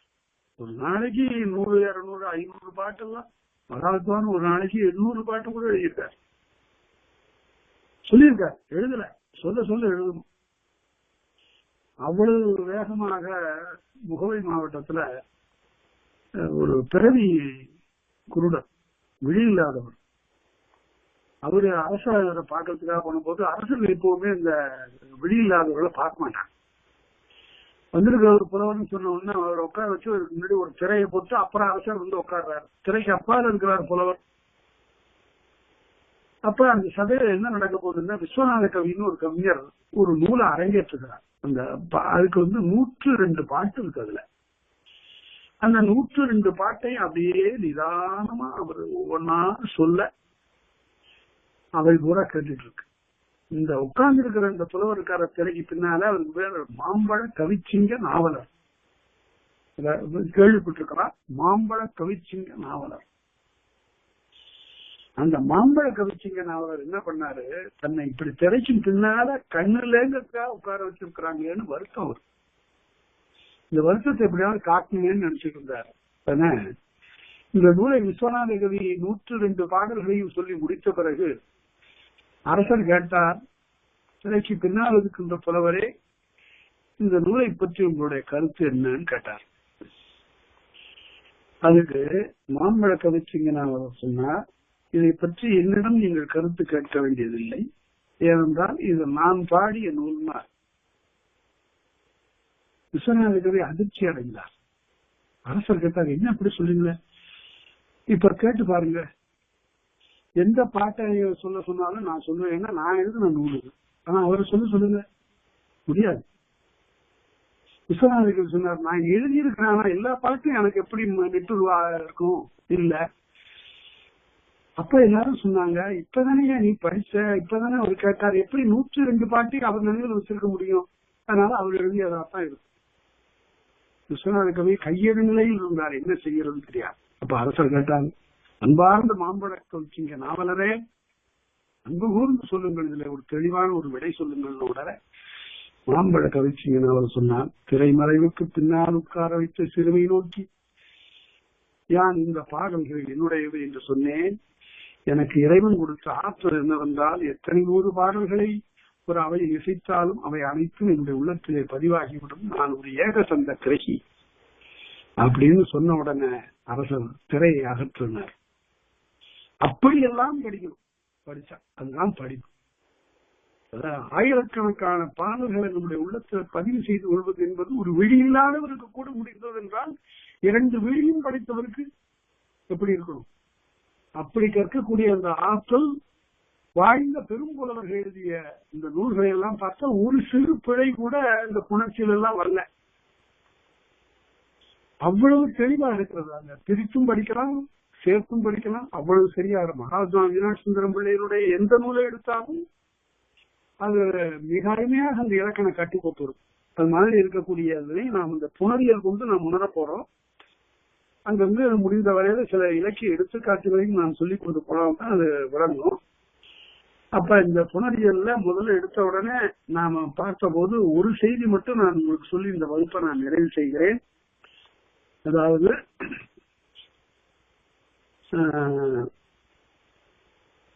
நிலைமொழி ஈறு வருமொழி முதல் என்று ரெண்டும் நான் சொன்னது உங்களுக்கு பொருள் விளங்கிக் கொள்ள வேண்டும் என்பதற்காக. ஆனால் தொல்காப்பியர் இதற்கு என்ன கலை சொற்களை, இலக்கண கலை சொற்களை பயன்படுத்துகிறார் என்றால், நிறுத்த சொல். நிறுத்த சொல்ங்கிறது நிக்கிற சொல். ஒரு சொல்லு நிக்கிறது. அடுத்தது அதனை நோக்கி இன்னொன்று புணர்ச்சிக்காக வருகிறது. அந்த சொல்லு பேர் குறித்து வரு கிளவி. இது நிறுத்த சொல், அது குறித்து வரு கிளவி. அதுலயும் கூட இலக்கணம் இருக்கு. அப்படின்னு கேட்டா நிறுத்த சொல் அப்படின்னா நிறுத்தங்கிறது பெயரடை, இது பெயரச்சம். நிறுத்த என்பது பெயரச்சம். குறித்து வருகிழவிங்கிறது வினைத்தொகை. வருகிழவிங்கிறது வினைத்தொகை. அதெல்லாம் நான் பின்னால நிறைய விலைக்கு சொல்ல போறேன். அவற்றையெல்லாம் நீங்கள் தெரிந்து கொள்ளலாம். இந்த பகுதி வரையில நன்றாக நினைவில் வைத்துக் கொள்ளுங்க. இந்த ரெண்டு கலை சொற்களை நன்றாக நினைவில் வைத்துக் கொள்ளுங்க. அதாவது நிறுத்த சொல், குறித்து வரு கிளவி. இந்த ரெண்டு சொற்களை வைத்துதான் இந்த புணரியல் என்ற அந்த பகுதியை நாம பார்க்க போகிறோம். அதனால இதுவரையில உள்ள இந்த பகுதிகளிலும் நுண்மரபு, மொழிமரபு, பிறப்பியல் வரையில 3 இயல்கள்ல உங்களுக்கு ஏற்படக்கூடிய ஐயங்களை எல்லாம் தொகுத்து நம்ம கார்த்திகிடம் கொடுத்திருந்த அவர் எனக்கு அனுப்பின்றார்னா அதற்குரிய விடைகளை வருகின்ற வகுப்புகள்ல பார்க்கலாம். 4 வகுப்புகள் தொடர்ந்து இந்த புணரியலும் தொகை மரபும் நிறைவேறும். மிக்க நன்றி.